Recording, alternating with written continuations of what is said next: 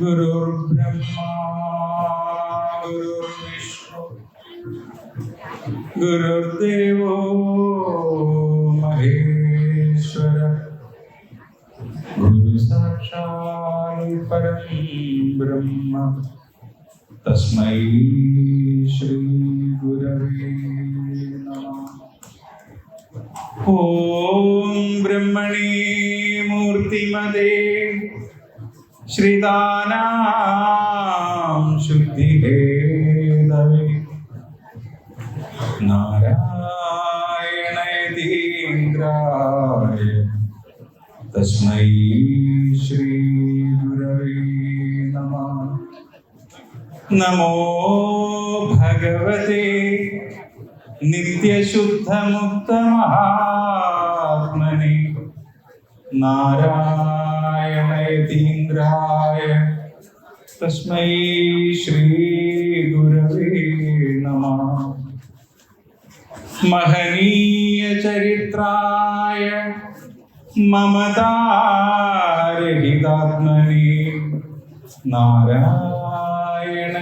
നാരായണയതീന്ദ്രായ തസ്മൈ ശ്രീ ഗുരവേ നമഃ. ശിശിരീകുർവതേ ശാന്തൈ കടാക്ഷൈ ശിഷ്യസഞ്ജയ ബ്രഹ്മവിദ്യാ കോവിദായ തസ്മൈ ശ്രീ ഗുരവേ നമഃ. വാദിനാം വാദിനി വാചം യമാനാം മൗനഭാജിനി സർവലോകാനുരൂപായ തസ്മൈ ശ്രീ ഗുരവേ നമഃ. യസ്യ ന കൽപതേ സിദ്ധി പാദാംബുജരജോലവ നാരായണയതീന്ദ്രായ തസ്മൈ ശ്രീ ഗുരവേ നമഃ. ഓം ശ്രീനാരായണ പരമഗുരവേ നമഃ. ഓം ശ്രീനാരായണ പരമഗുരവേ നമഃ. ഓം ശ്രീനാരായണ പരമഗുരവേ നമഃ. ഓം ശ്രീ ശാരദാംബൈ നമഃ. ഓം ശ്രീ ശാരദാംബൈ നമഃ. ഓം ശ്രീ ശാരദാംബൈ നമഃ. ഓം നമഃ ശിവായ. ഓം നമഃ ശിവായ. ഓം നമഃ ശിവായ. ഭഗവാൻ ശ്രീനാരായണ ഗുരുദേവൻ സ്വയം ബോധതിരീശനായിട്ട് അവതരിച്ച് അഭയപീഠമരുളുന്ന ഈ കോലത്തുകര കോവിലിന് ചരിത്ര പ്രസിദ്ധമായിരിക്കുന്ന ഈ കോലത്തുകര ദേശത്തിൽ ഈ ഗുരുഭക്തന്റെ വിനീതമായ പ്രണാമം. ഭഗവാന്റെ വാക്കുകൾ ഉച്ചരിക്കുന്നിടത്തെല്ലാം ജീവിച്ചിരിക്കുന്ന വ്യക്തികളെക്കാൾ കുതൂഹലതയോടുകൂടി അത് ശ്രവിക്കാൻ വന്നു നിൽക്കുന്ന ഭഗവാന്റെ വിശിഷ്ടരായിരിക്കുന്ന ശിഷ്യസഞ്ചയങ്ങൾക്ക് ഈ ഗുരുഭക്തന്റെ വിനീതമായ പ്രണാമം. ഭഗവാനെ കാലാശ്രയമായി അണയുന്നവർക്ക് അനുകൂലനായി നിന്ന് ധർമ്മിഷ്ഠർക്ക് അനുകൂലനും അധർമ്മിഷ്ഠർക്ക് പ്രതികൂലനുമായി നിന്ന് ധർമ്മത്തെ സംരക്ഷിക്കുന്ന ഗോവിന്ദദേശ ഈ ഉള്ളവരുടെ വാക്കിലും ചിന്തയിലും എന്തെങ്കിലും പിഴവുകൾ വന്നു പോയിട്ടുണ്ടെങ്കിൽ ഈ ഉള്ളവരുടെ ഇന്ദ്രിയങ്ങളെ ശരിയായ ദിശയിൽ കൊണ്ടുവന്ന് പിഴവുകളൊന്നും സംഭവിക്കാതെ അവിടുത്തെ ഭക്തജനങ്ങൾക്ക് അവിടുത്തെ തത്വത്തെ ഗ്രഹിക്കുവാൻ പാകത്തിന് ആ അറിവ് ഈയുള്ളവരുടെ ഉള്ളിൽ നൽകി അനുഗ്രഹിക്കണേ. ഓം നമഃ ശിവായ. പലതവണ വരികയും സംസാരിക്കുകയും ചെയ്തിട്ടുള്ള ക്ഷേത്രാംഗമാണ് കോലത്തുകര. ഇതോടെ അങ്ങനെ നിയോഗം നൽകി എന്നെ ക്ഷണിച്ച കോലത്തുകര ക്ഷേത്ര ഭരണസമിതിയിലെ പ്രിയപ്പെട്ട ഭാരവാഹികളെ, നിങ്ങൾക്ക് ഏവർക്കും വിനീതമായ നമസ്കാരം. ഉത്സവത്തിന്റെ തിരക്കേറിയ അന്തരീക്ഷത്തിൽ നിങ്ങളെ ആകർഷിക്കുന്ന പലതും ഇവിടെ ചുറ്റിനും ഉണ്ടായിട്ട് ഈ വാക്കുകൾ കേൾക്കുവാൻ ഇങ്ങോട്ടേക്ക് കനിവോടുകൂടിയിരിക്കുന്ന ഭഗവാന്റെ എല്ലാ ഭക്തജനങ്ങൾക്കും ഈ ഗുരുഭക്തന്റെ വിനീതമായ പ്രണാമം. ഏകദേശം 1 മണിക്കൂർ കഷ്ടിയെ നമുക്കിന്ന് ഇവിടെ സംസാരിക്കാൻ കിട്ടുകയും, പക്ഷെ നമ്മൾ തിരഞ്ഞെടുത്ത വിഷയം എന്ന് പറയുന്നത് മണിക്കൂറുകളല്ല, ദിവസങ്ങൾ സംസാരിച്ചാൽ എങ്ങും കൊണ്ടെത്തിക്കാൻ പറ്റാത്തൊരു വിഷയമാണ്. ശിവജ്ഞാന രഹസ്യം ശ്രീനാരായണ ഗുരുകൃതികളിലൂടെ എന്നുള്ളതാണ് നമ്മുടെ സബ്ജക്ട്. ശിവന്റെ ജ്ഞാന രഹസ്യം ഗുരു 15 ശിവസ്തോത്രങ്ങളിലാക്കിയിട്ട് നമുക്ക് തന്നിട്ടുണ്ട്. യഥാർത്ഥത്തിൽ 64 കൃതികൾ അറിയപ്പെടുന്നതായിട്ട് ഗുരുവിനുണ്ട്. അതിൽ 15 എണ്ണത്തോളം ശിവന് വേണ്ടിയിട്ട് പ്രത്യക്ഷമായിട്ട് നീക്കി വെച്ചിരിക്കുകയാണ്. ബാക്കിയുള്ള എല്ലാത്തിനും ശിവൻ കലർന്നിരിക്കുകയാണ്. ഗുരുവിന്റെ ഒരു കൃതിയിൽ നിന്ന് പോലും ശിവനെ മാറ്റി നിർത്താൻ നമുക്ക് സാധിക്കും. ശിവൻ എല്ലാത്തിലും അന്തർലീനമാണ്. അത് ദൈവദശകം എടുക്കുമ്പോൾ ജയിക്കുക മഹാദേവ എന്ന് പറയുന്ന ഒരു വാക്കിലൂടെ ശിവൻ അവിടെ വന്ന് നിറയും. ആത്മോപദേശത്തിൽ എവിടെയൊക്കെ മഹാദേവന്റെ ദിവ്യമായിരിക്കുന്ന സാന്നിധ്യം കാണും. ദർശനമാലയുടെ വേദാന്ത തത്വത്തിൽ ശിവൻ ആകപ്പാടെ നിറഞ്ഞിരിക്കുന്നു. അങ്ങനെ തൃപാദങ്ങളുടെ 64 കൃതികളിലും നിറഞ്ഞിരിക്കുന്ന ശിവചൈതന്യം, അതേക്കുറിച്ച് പറഞ്ഞാൽ അതൊരിക്കലും അവസാനിക്കാത്ത ഒരു പറച്ചിലാണ്. അപ്പോൾ അതിൻ്റെ തീരത്ത് കൂടി നമുക്ക് കുറച്ചു നേരം ആ സ്മരണയില്, ആ സ്മൃതിയില്, ആ തത്വവിചാരത്തിൽ കുറച്ചു നേരം നടക്കാമെന്നേ പറയാൻ പറ്റും. നിർത്താൻ വന്നവര് കൈ കാണിക്കുമ്പോൾ എവിടെ വെച്ചായാലും ഞാൻ നിർത്തും. കേട്ടത് മധുരം, കേൾക്കാത്തത് അതിമധുരം എന്ന് പറഞ്ഞതുപോലെ ഞാൻ പറയാൻ വിട്ടുപോയത് അതിമധുരമായിട്ട് കണക്കാക്കി കേട്ടതിനെ ആസ്വദിക്കുകയല്ലാതെ. എന്താണ് ശിവജ്ഞാനം? ആരാണ് ശിവൻ? നമ്മൾ ക്ഷേത്രവിശ്വാസികളാണ്. നമുക്ക് ക്ഷേത്രങ്ങളുണ്ട്, ഉത്സവങ്ങളുണ്ട്, ചടങ്ങുകളുണ്ട്, പലതരത്തിലുള്ള ആരാധനകളുണ്ട്. പക്ഷേ ഹൈന്ദവമായിരിക്കുന്ന ദർശനത്തിന്റെ ഏറ്റവും വലിയ കുഴപ്പം എന്താണെന്ന് ചോദിച്ചാൽ, അനുഷ്ഠാനങ്ങൾക്ക് കൂടുതൽ പ്രാധാന്യം കൊടുക്കുകയും പഠനത്തിന് ഒട്ടും തന്നെ പ്രാധാന്യം കൊടുക്കാതിരിക്കുകയും ചെയ്യുന്ന അവസ്ഥയാണ്.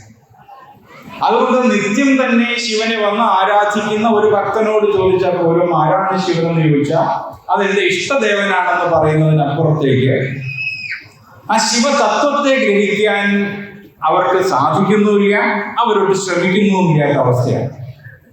അതുകൊണ്ട് വെറും അനുഷ്ഠാനങ്ങളുടെ, ആചരണങ്ങളുടെ ഒരു ഭൂമികയായിട്ട് ക്ഷേത്ര സംവിധാനം മാറിപ്പോയിരിക്കുന്നു. നമ്മൾ ശ്രീനാരായണ ഗുരുദേവൻ ഇതിനെ ഒന്ന് പൊളിച്ചു പണിയാനാണ് ശ്രമിച്ചത്. അരുവിപ്പുറം മുതൽക്ക് ഓങ്കാരേശ്വരം വരെ 40ഓളം ക്ഷേത്ര പ്രതിഷ്ഠകൾ നടത്തിയത് കൃത്യമായ പ്ലാനിങ്ങോടുകൂടി, കൃത്യമായ ദർശന വിന്യാസത്തോടു കൂടിയുമായിട്ടായിരുന്നു. കൂടുതലും ശിവക്ഷേത്രങ്ങളാണ് ഗുരു പ്രതിഷ്ഠിച്ചത്, കൂടുതലും ശിവകൃതികളാണ് ഗുരു എഴുതിയത്. അപ്പോൾ ശിവൻ ഗുരുവിനെ സംബന്ധിച്ച് ആരാണ്? നമ്മൾ പഠിച്ചു വെച്ചിരിക്കുന്ന അല്ലെങ്കിൽ നമ്മൾ കേട്ടിരിക്കുന്ന പുരാണങ്ങളില്, ഹിന്ദു പുരാണങ്ങളില് ശിവൻ എന്ന് പറയുന്നത് ത്രിമൂർത്തികളില് അവസാനത്തെ ആളാണ്. ബ്രഹ്മാവ് സൃഷ്ടിയുടെ ആള്, വിഷ്ണു സ്ഥിതിയുടെ ആള്, മഹേശ്വരൻ സംഹാരത്തിന്റെ ആളാണെന്നാണ് നമ്മൾ പഠിച്ചു വെച്ചിരിക്കുന്നത്. അപ്പൊ ത്രിമൂർത്തികളിൽ ഒരാളായിരിക്കുന്ന ശിവനെയാണോ ശ്രീനാരായണ ഗുരുദേവൻ നമുക്ക് അവതരിപ്പിക്കുന്നത്? ആദിമമായിരിക്കുന്ന മനുഷ്യ സംസ്കാരത്തിൽ ആദ്യത്തെ ദൈവസങ്കല്പം ശിവന്റേതായിരുന്നു. അത് ഹിന്ദു മതത്തിൽ മാത്രമല്ല, ലോകത്ത് എവിടെയൊക്കെ വിശ്വാസ സംഹിതകളുണ്ടോ അതിലെല്ലാം അടിത്തട്ടി ചെന്ന് പരിശോധിച്ച് നോക്കിയാൽ അവിടെ ശിവനെ കാണാൻ സാധിക്കും. അത് ഇസ്ലാമിലും കാണാൻ സാധിക്കും, ക്രിസ്തു ദർശനത്തിനും കാണാൻ സാധിക്കും. നോക്കേണ്ടതുപോലെ നോക്കാത്തതിന്റെ പ്രശ്നം മാത്രമേ. ലോകത്ത് എവിടെയൊക്കെ മനുഷ്യ സംസ്കാരങ്ങൾ ഉണ്ടായിട്ടുണ്ടോ അവിടെയൊക്കെയും ആ വിശ്വാസത്തിന്റെ അടിത്തട്ട് എന്ന് പറയുന്നത് ശിവസങ്കല്പമാണ്. പിന്നെ എപ്പോഴാണ് ശിവൻ ത്രിമൂർത്തികളിൽ ഒരാളായി മാറിയത്? ഈ ഭാരതത്തിലെ ശിവസങ്കല്പ പൂജ എന്ന് പറയുന്നത് അങ്ങ് കൈലാസം തൊട്ട് കന്യാകുമാരി വരെയുണ്ട്. ഈ സങ്കല്പ പൂജകളിലേക്ക് രണ്ട് ഘടകങ്ങൾ കൂടി കടന്നു വന്നു കാലക്രമത്തിൽ. അതൊന്ന് പ്രപഞ്ചത്തിന്റെ കേന്ദ്രമായിട്ട് വിഷ്ണുവിനെ ആരാധിക്കുന്ന ഒരു വിഭാഗക്കാരാണ്. മറ്റൊന്ന് പ്രപഞ്ചത്തിന്റെ ശക്തി ചൈതന്യമായ ദേവിയെ ആരാധിക്കുന്ന ഒരു വിഭാഗക്കാരാണ്. ആദ്യകാലങ്ങളിൽ ഇവര് തമ്മിൽ വലിയ യുദ്ധങ്ങൾ തന്നെ ഇവിടെ നടന്നു. ശൈവമതം, വൈഷ്ണവ മതം, ശാക്തേയ മതം എന്നുള്ള തരത്തില് വിഘടിച്ചു നിൽക്കുകയും പരസ്പരം ക്ഷേത്രങ്ങൾ പിടിച്ചെടുക്കുകയും ആരാധനകൾ മുടക്കുകയും ഒക്കെ ചെയ്ത ഒരു വലിയ കാലമാണ്. പിന്നീട് ശങ്കരാചാര്യരുടെ കാലം മുതൽക്ക് നടന്ന കോംപ്രമൈസ് ചർച്ചകളിലാണ് മൂന്ന് പേരെയും അംഗീകരിച്ചുകൊണ്ട് ശിവനെയും വിഷ്ണുവിനെയും ത്രിമൂർത്തികളുടെ ഭാഗമാക്കി ഒരാൾക്ക് സ്ഥിതി, ഒരാൾക്ക് സംഹാരം കൊടുത്തു. അപ്പോൾ സൃഷ്ടിക്ക് ബ്രഹ്മാവ് എന്നുള്ള നിലയിലേക്ക് ഇതിനെയൊക്കെ റീഷെഡ്യൂൾ ചെയ്യുക ചെയ്തത്. യഥാർത്ഥത്തിൽ ശിവൻ എന്ന് പറയുന്നത് ശിവം എന്ന് പറയുന്ന തത്വമാണ്. അതില് ശി എന്ന് പറയുന്നത് ശിരസ്സും വ എന്ന് പറയുന്നത് വപുസ്സുമാണ്. ഈ പ്രപഞ്ചത്തിന്റെ ഘടനയെ കുറിച്ച് വേദാന്തികൾ പറഞ്ഞിരിക്കുന്നത് ഇത് ചിത്തും ജഡവും ചേർന്ന ഒരു സങ്കലനമാണ്. ഗുരു ചിറ്റട ചിന്തനം എന്ന് പറയുന്ന ഒരു കൃതിയിലൂടെ എങ്ങനെയാണ് ഈ ചിത്തും ജഡവും ചേർന്ന് ശിവസ്വരൂപമായിട്ട് ഇവിടെ ഇരിക്കുന്നതെന്ന് വ്യക്തമായി പറഞ്ഞു. അപ്പോ ശി എന്ന് പറയുന്ന ശിരസ് ചിത്തും, വ എന്ന് പറയുന്ന വപുസ് ജഡവുമാണ്. അപ്പൊ ചിത്തും ജഡവും എന്നൊക്കെ പറയുമ്പോൾ നമ്മൾ പെട്ടെന്ന് വിചാരിക്കുന്നത് എന്തായി പറയുന്നത്? നമ്മുടെ ഉള്ളിൽ തന്നെ ഇത് രണ്ടുമുണ്ട്. ഈ നിൽക്കുന്ന എന്റെ ശരീരം എന്താണ്? ജഡമാണ്. എന്റെ ഉള്ളിൽ നിന്ന് നിങ്ങളോട് സംസാരിക്കുന്നത് ആരാണ്? എന്റെ ആത്മാവാണ്, ചിത്താണ്. അപ്പൊ ചിത്ത് മറഞ്ഞു കഴിഞ്ഞാൽ നമ്മളൊക്കെ വെറും ജഡമാണ്. നമുക്കൊക്കെ ജീവിച്ചിരിക്കുമ്പോൾ ഒരുപാട് പേരുകളുണ്ട്. ആ പേര് പ്രശസ്തമാക്കാൻ വേണ്ടിയിട്ടാണല്ലോ നമ്മൾ ഓടി നടക്കുന്നത്. അതിന് കീർത്തി ഉണ്ടാക്കാൻ വേണ്ടിയിട്ട്, അതിന്റെ പേരിൽ പണം ഉണ്ടാക്കാൻ വേണ്ടിയിട്ടൊക്കെയാണ് നമ്മൾ ഓടി നടക്കുന്നത്. പക്ഷേ ഇതിനകത്ത് നിന്ന് ഈ ചിത്ത് അങ്ങ് മറഞ്ഞു കഴിഞ്ഞാൽ ഈ പേരൊന്നും ഇട്ടല്ല പിന്നെ നമ്മളെ വിളിക്കുന്നതാണ്. പിന്നെ ബോഡി എന്നാ വിളിക്കുന്നു, അല്ലേ? എത്ര വലിയ VIP ആയാലും അവരുടെ മരണത്തിന് നമ്മൾ പോയി കഴിഞ്ഞാൽ അവിടെ ചെല്ലുമ്പോ അടുത്ത് പരിചയമുള്ള ആളോട് ചോദിക്കുന്ന എന്താണ്? ബോഡി എപ്പോ വരും? അപ്പൊ അത്രയും നാളും അറിയപ്പെട്ടിരുന്ന വ്യക്തിയുടെ മൃതദേഹം എപ്പോ വരുമെന്നല്ല, ബോഡി എപ്പോ വരുമെന്ന് ചോദിക്കുന്നുള്ളൂ, പേരൊന്നും ചോദിക്കില്ല. അപ്പോ വെറും ബോഡിയാണ്. ആ ബോഡിയാണ് ഈ പ്രപഞ്ചം മുഴുവൻ ഒരു ബോഡിയാണ്, ശരീരമാണ്. നമ്മളടക്കം, സൂക്ഷ്മ ജീവികളടക്കം, സ്ഥൂല ജീവികളടക്കം, കുന്നും മലകളും പർവ്വതങ്ങളും അടക്കം എല്ലാം കൂടി ഈ പ്രപഞ്ചത്തിന്റെ ശരീരം, പ്രപഞ്ച ശരീരം എന്ന് പറയുന്നത് ജഡമാണ്. അതിനുള്ളിൽ നിറഞ്ഞു നിൽക്കുന്ന ചൈതന്യത്തിന്റെ പേരാണ് ചിത്തം. ഇത് രണ്ടും ചേർന്നതിനെ വിളിക്കുന്ന പേരാണ് ശിവം. അപ്പോ നമ്മളെല്ലാവരും ആര് തന്നെയാണ്? ശിവൻ തന്നെയാണ്. നമ്മുടെ ഉള്ളിലിരിക്കുന്ന ജീവാത്മാവ് ശിവനാണ്. നമ്മുടെ ശരീരം ശിവന്റെ ശരീരമാണ്. അഷ്ടതനുക്കളാണ് ശിവനുള്ളതെന്ന് ചിദംബരാഷ്ടകം എന്ന് പറയുന്ന കൃതിയിൽ ഗുരു പറയുന്നു. 8 ശരീരമുണ്ട് ശിവൻ. ഏതൊക്കെയാണ്? 5 പഞ്ചഭൂതങ്ങളാണ്. ആകാശം, വായു, അഗ്നി, ജലം, ഭൂമി, സൂര്യൻ, ചന്ദ്രൻ, ഹോതാവ്. ഹോതാവ് എന്ന് പറയുന്നത് സംസാരിച്ചുകൊണ്ടിരിക്കുന്ന ആള്, യജ്ഞം ചെയ്യുന്ന ആള്. ആരാണോ ഈ ചിന്ത നടത്തുന്നത് അയാൾ. അപ്പൊ നമ്മൾ ആര് പറഞ്ഞാലും ആ 8ാമത്തെ ആള് ഞാനാണ്, നമ്മളാണ്. അപ്പോ 8 ശരീരങ്ങൾ, ഈ പ്രപഞ്ചത്തിലെ 8 ശരീരങ്ങളായിട്ടാണ് ശിവൻ നിൽക്കുന്നതെന്നാണ് ഗുരു പറഞ്ഞത്. ആ 8 ശരീരങ്ങളിൽ ആദ്യത്തെ ശരീരമാണ് ചിദംബരം എന്ന് പറയുന്നത്, ആകാശം. ആ ചിദംബര ശിവനെ പ്രതിഷ്ഠിച്ചുകൊണ്ടാണ് ശ്രീനാരായണ ഗുരുദേവൻ ശിവപ്രതിഷ്ഠകൾക്ക് തുടക്കം കുറിച്ചത്. അരുവിപ്പുറത്ത്. എന്താണ് ചിദംബര ശിവന്റെ പ്രത്യേകത? നമ്മൾ തമിഴ്നാട്ടിൽ ചെന്നാൽ അറിയാം, പഞ്ചഭൂത ശിവപ്രതിഷ്ഠകളുണ്ട് തമിഴ്നാട്ടിൽ. പ്രശസ്തമായ ക്ഷേത്രങ്ങളാണ്.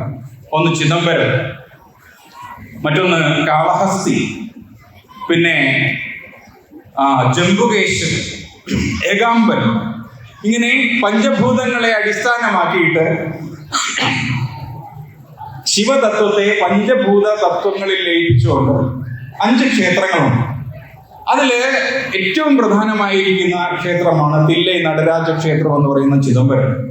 ഗുരു നാളുകളോളം അവിടെ കഴിയുകയും ഏകാന്തവാസം അനുഷ്ഠിക്കുകയും ചെയ്തിട്ടുള്ള ക്ഷേത്രമാണ്. ചിദാകാശ രൂപിയായിരിക്കുന്ന ശിവതത്വമാണ് ചിദംബര പ്രതിഷ്ഠയ്ക്ക് അടിസ്ഥാനം എന്ന് പറയുന്നത്. ചിദാകാശ രൂപം എന്ന് പറയുമ്പോൾ നമുക്കറിയാം,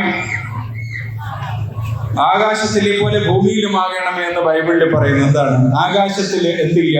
കുന്നും മലകളും ഇല്ല, കുഴികളും പർവ്വതങ്ങളും ഒന്നുമില്ല, സമമാണ്. ആകാശം സമമാണ്. അവിടെ ഉയർച്ച താഴ്ചകളില്ല. സമത്വം എന്ന് പറയുന്ന ആശയമാണ് ആകാശം. ആ സമത്വം എന്ന് പറയുന്ന ആശയത്തെ എടുത്തുകൊണ്ടുവന്നിട്ടാണ് ഗുരു മനുഷ്യർക്ക് വേണ്ടിയിട്ട് ഒരു മാതൃകാ സ്ഥാനം നിർമ്മിച്ചത്. ജാതിഭേദം, മതദ്വേഷം ഏതുമില്ലാതെ സർവരും സോദരത്വേന വാഴുന്ന ഒരു മാതൃകാ സ്ഥാനം എന്ന് പറഞ്ഞിട്ടാണ് ഗുരു അരുവിപ്പുറത്ത് ഒരു ശിവപ്രതിഷ്ഠ നടത്തിയത്. ശിവപ്രതിഷ്ഠ നടത്തുമ്പോൾ അവിടെ ഒരു ക്ഷേത്രമില്ല. ഒരു പാറയുടെ ഉയർന്ന തലത്തില് ഒരു കുഴിവുണ്ടാക്കി വെച്ചിരിക്കുന്നു. ആ കുഴിവിലേക്ക് ഭഗവാൻ നെയ്യാറിൽ നിന്ന് മുങ്ങിയെടുത്ത ഒരു ശിവലിംഗം കൊണ്ടുവന്ന് കണ്ണീരോടുകൂടി അഭിഷേകം ചെയ്ത് അത് പ്രതിഷ്ഠിച്ചു. ആ ശിലകൾ തമ്മിൽ ഭഗവാൻ ആ പ്രതിഷ്ഠ നടത്തിയ സമയത്ത് പരസ്പരം ഉരുകിച്ചേർന്നു പോയി എന്നാണ് പറയുന്നത്. അപ്പൊ അവിടെ ക്ഷേത്രമില്ല, ഇതുപോലെ ശ്രീകോവിലില്ല, ഒന്നുമില്ല. ആകാശമാണ് അതിന്റെ ശ്രീകോവിൽ എന്ന് പറയുന്നത്. അന്തരീക്ഷമാണ് അതിന്റെ ക്ഷേത്രഭിത്തി എന്ന് പറയുന്നത്. വിശാലമായിരിക്കുന്ന ഒരു തലത്തിലേക്ക് യാതൊരുവിധ നിയന്ത്രണങ്ങളുമില്ലാതെ ആർക്കും, മനുഷ്യന് മാത്രമല്ല കാക്കയ്ക്കും പട്ടിക്കും പൂച്ചയ്ക്കും ആർക്കും കാണാവുന്ന വിധത്തില് ശിവനെ എടുത്തു വെച്ചു. അത് ചിദംബര ശിവനാണ്. അപ്പൊ ഗുരുവിന്റെ ആദ്യത്തെ പ്രതിഷ്ഠ ചിദംബര ശിവനാണ്. ചിദംബരത്തെ കാണിച്ചുകൊണ്ടാണ് ഗുരു സമത്വത്തെ കുറിച്ച് പറഞ്ഞത്. കാരണം എല്ലാ തരത്തിലുള്ള ഭേദചിന്തകളും അവസാനിക്കുന്നത് ചിദംബരത്തിലെത്തുമ്പോഴാണ്. ബാക്കി എല്ലായിടത്തും ഭേദചിന്ത ഉണ്ടാവും. അപ്പോൾ അതിനെ ഒരു മോഡലാക്കി നമ്മൾ എത്തിച്ചേരേണ്ട ഇടം ഗുരു ആദ്യം വിഭാവനം ചെയ്തു. നമ്മൾ എവിടെയാണ് എത്തിച്ചേരേണ്ടത്? ആരാധിച്ച്, ഭക്തിപൂർവം ആരാധിച്ച്, ജീവിതത്തെ അതനുസരിച്ച് ചിട്ടപ്പെടുത്തിയിട്ട് നമ്മൾ എത്തിച്ചേരേണ്ട ഇടം ചിദംബരമാണ്, അല്ലേ? ദേവീപാദ പയോജ പൂജനമിതം ശ്രീ ഭദ്രകാളി അഷ്ടകം രോഗൗഖാക ഘനാനിലായുധമിതം പ്രാതഃപ്രഗേയപ്പെടൻ ശ്രേയശ്രീ ശിവകീർത്തി സമ്പദമലം സംപ്രാപ്യ സമ്പന്മയി ശ്രീദേവീ മനവായിനിയും ഗതിമയൻ സ്വയം സുഖീ വർത്തതേ. ഭഗവാൻ ഭദ്രകാളി അഷ്ടകത്തിന്റെ ഫലശ്രുതിയിൽ എഴുതിയതാണ്. ദേവീപാദ പയോജ പൂജനമിതം ശ്രീ ഭദ്രകാളി അഷ്ടകം. ഭദ്രകാളി അഷ്ടകത്തെ അടിസ്ഥാനമാക്കിയിട്ട് ദേവിയുടെ പാദദ്വയങ്ങളെ പൂജനം ചെയ്ത് രോഗ ആദികളായിട്ടുള്ള എല്ലാ തരത്തിലും ദുരിതങ്ങളെയും ഇല്ലാതാക്കി ശരിയായ ജീവിതം നയിച്ച് ശിവകീർത്തി സമ്പദം, ശിവകീർത്തിയിലേക്ക് എത്തിച്ചേരണം. ഇതാണ് എല്ലാ തരത്തിലുമുള്ള വിശ്വാസങ്ങളുടെയും അടിസ്ഥാനം. നമ്മൾ ശിവന്റെ ശരീരമാണെന്ന് പറഞ്ഞു. നമ്മുടെ ഈ ശരീരം ഉണ്ടാക്കിയിരിക്കുന്നത് പഞ്ചഭൂതങ്ങൾ കൊണ്ടാണ്. ആകാശം തൊട്ട് മണ്ണ് വരെയുള്ള 5 ഭൂതങ്ങളാണ് ഈ ശരീര നിർമ്മിതിയിൽ ഉപയോഗിച്ചിരിക്കുന്നത്. ശരിയായ പഞ്ചഭൂത വിന്യാസമുള്ള സ്ഥലത്ത് താമസിക്കുന്ന ഒരു മനുഷ്യന് രോഗാദികൾ ഉണ്ടാവുകയില്ല. ഇപ്പൊ ശാസ്ത്രം ആ രീതിയിൽ, ചികിത്സാ ശാസ്ത്രം ആ രീതിയിൽ പരീക്ഷണങ്ങൾ നടത്തുകയാണ്. അതായത് ശുദ്ധമായ അന്തരീക്ഷമുള്ള സ്ഥലം, വായു മലിനപ്പെടാത്ത ഇടം, അഗ്നി ദോഷകരമായ കാര്യങ്ങൾക്ക് ഉപയോഗിക്കാത്ത ഇടം, അതായത് പ്ലാസ്റ്റിക് കത്തിക്കുക, ചീത്ത വസ്തുക്കളെ കൂട്ടിയിട്ട് കത്തിക്കുക, അഗ്നിയെ മലിനപ്പെടുത്തുന്ന പരിപാടിയാണ്. അതില്ലാത്ത ഇടം, വെള്ളം ശുദ്ധമായിട്ട് സംരക്ഷിക്കുന്ന ഇടം, മണ്ണ് അഴുക്കില്ലാതെ പാലിക്കുന്ന ഇടം. ഇവിടങ്ങളിൽ അതികഠിനമുള്ള ആയിട്ടുള്ള രോഗമുള്ളവരെ കൊണ്ടുപോയി താമസിപ്പിച്ചിട്ട് മരുന്നൊന്നും കഴിക്കാതെ അസുഖം മാറ്റുന്ന പരീക്ഷണങ്ങൾ നടന്നുകൊണ്ടിരിക്കുകയാണ്. പഞ്ചഭൂതങ്ങൾ ശരിയായ അവസ്ഥയിൽ, ശുദ്ധമായ അവസ്ഥയിൽ നിലനിൽക്കുന്ന ഇടത്ത് രോഗമുണ്ടാവുകയില്ല. അതാണ് രോഗൗഘാകനാനിലായുധമിതം പ്രാതപ്രകേയപ്പെട്ടൻ എന്ന് പറയുന്നത്. ആരെയാണ് അപ്പോൾ നമ്മൾ അവിടെ ആരാധിക്കുന്നത്? പഞ്ചഭൂതങ്ങളെ ശുദ്ധമാക്കിയിട്ട്, പ്രകൃതിയെ ശുദ്ധമാക്കിയിട്ട് അവിടെ താമസിക്കുക എന്ന് പറഞ്ഞാൽ നമ്മൾ അറിഞ്ഞോ അറിയാതെയോ ദേവി പൂജ നടത്തുകയാണെന്ന് തോന്നുന്നത്. കാരണം പ്രകൃതിയാണ് ആര്? ഈ ശക്തി എന്ന് പറയുന്നത്, എനർജി എന്ന് പറയുന്നത്, ഇറ്റേണൽ എനർജി എന്ന് പറയുന്നത് അത് പ്രകൃതിയാണ്. ആ പ്രകൃതിയെ നമ്മൾ ആരാധിക്കുക എന്ന് പറഞ്ഞാൽ പൂവും മാലയും കൊണ്ട് ഇടുക എന്നുള്ളതല്ല അർത്ഥം. ആദ്യം അവളെ അംഗീകരിക്കുക, പ്രകൃതിയെ അംഗീകരിക്കുക, അവളുടെ ശക്തി ചൈതന്യത്തെ അംഗീകരിക്കുക. അവൾക്ക് ഈ ശക്തി ചൈതന്യം പ്രകടിപ്പിച്ചുകൊണ്ട് ഈ പ്രപഞ്ചം ഉണ്ടാക്കി നിലനിർത്തുവാൻ താങ്ങായിരിക്കുന്ന സത്യത്തെ അംഗീകരിക്കുക. ആ സത്യമാണ് ശിവൻ എന്ന് പറയുന്നത്. ആ ശിവനില് ഉദിച്ചുയർന്ന ശക്തി ചൈതന്യമാണ് ദേവി എന്ന് പറയുന്നത്. ആ ദേവിയെ ശരിയായ വിധത്തില് ആരാധിച്ചാൽ അവൻ ശിവകീർത്തിയിൽ ചെന്ന് ചേരും. ശിവകീർത്തി എന്ന് പറഞ്ഞാൽ എന്താണ്? അത് അമരത്വമാണ്. വരുമാറുവിധം വികാരവും വരുമാറിൽ അറിവിന്നിതിനുനേർ ഒരുവാ മുടൽ വിട്ട് കീർത്തിയാം ഒരുവാർ നിന്ന് അനുകമ്പ നിന്നിടുമെന്ന് ഭഗവാൻ പറയുന്നു.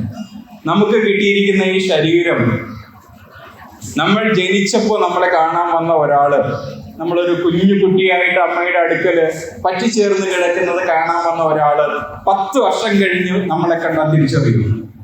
ഇനി നമ്മുടെ അച്ഛനായിക്കോട്ടെ, അച്ഛൻ അന്ന് ഗൾഫിൽ പോയെന്ന് വിചാരിച്ചോളൂ, നമ്മളെ കണ്ടിട്ട് ഗൾഫിൽ പോയെന്ന് വിചാരിച്ചു.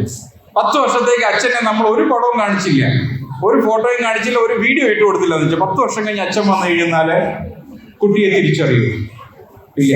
കാരണം എന്താ? ജനിക്കുന്ന ഓരോ നിമിഷവും, ജനിച്ചു കഴിഞ്ഞാൽ ഓരോ നിമിഷവും നമ്മൾ മാറിക്കൊണ്ടിരിക്കുകയാണ്.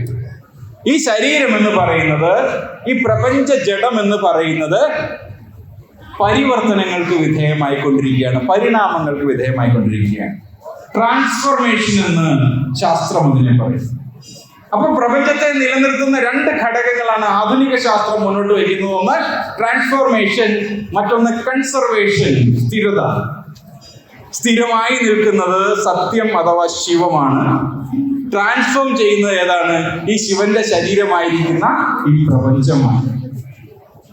ഈ സത്യം അറിഞ്ഞുകൊണ്ട് ശിവപൂജ ചെയ്തു കഴിഞ്ഞെന്നാൽ ശിവകീർത്തി സമ്പദമാണ്. ഇത് അറിഞ്ഞുകൊണ്ട് ശിവനെ ആരാധിച്ചാൽ നമ്മൾ എവിടെ ചെല്ലും? അവസാനം നമ്മൾ ശിവകീർത്തിയിൽ ചെന്ന് ചേരും. ഇതാണ് ജീവിതത്തിന്റെ പൂർണ്ണത എന്ന് പറയുന്ന സാധനം.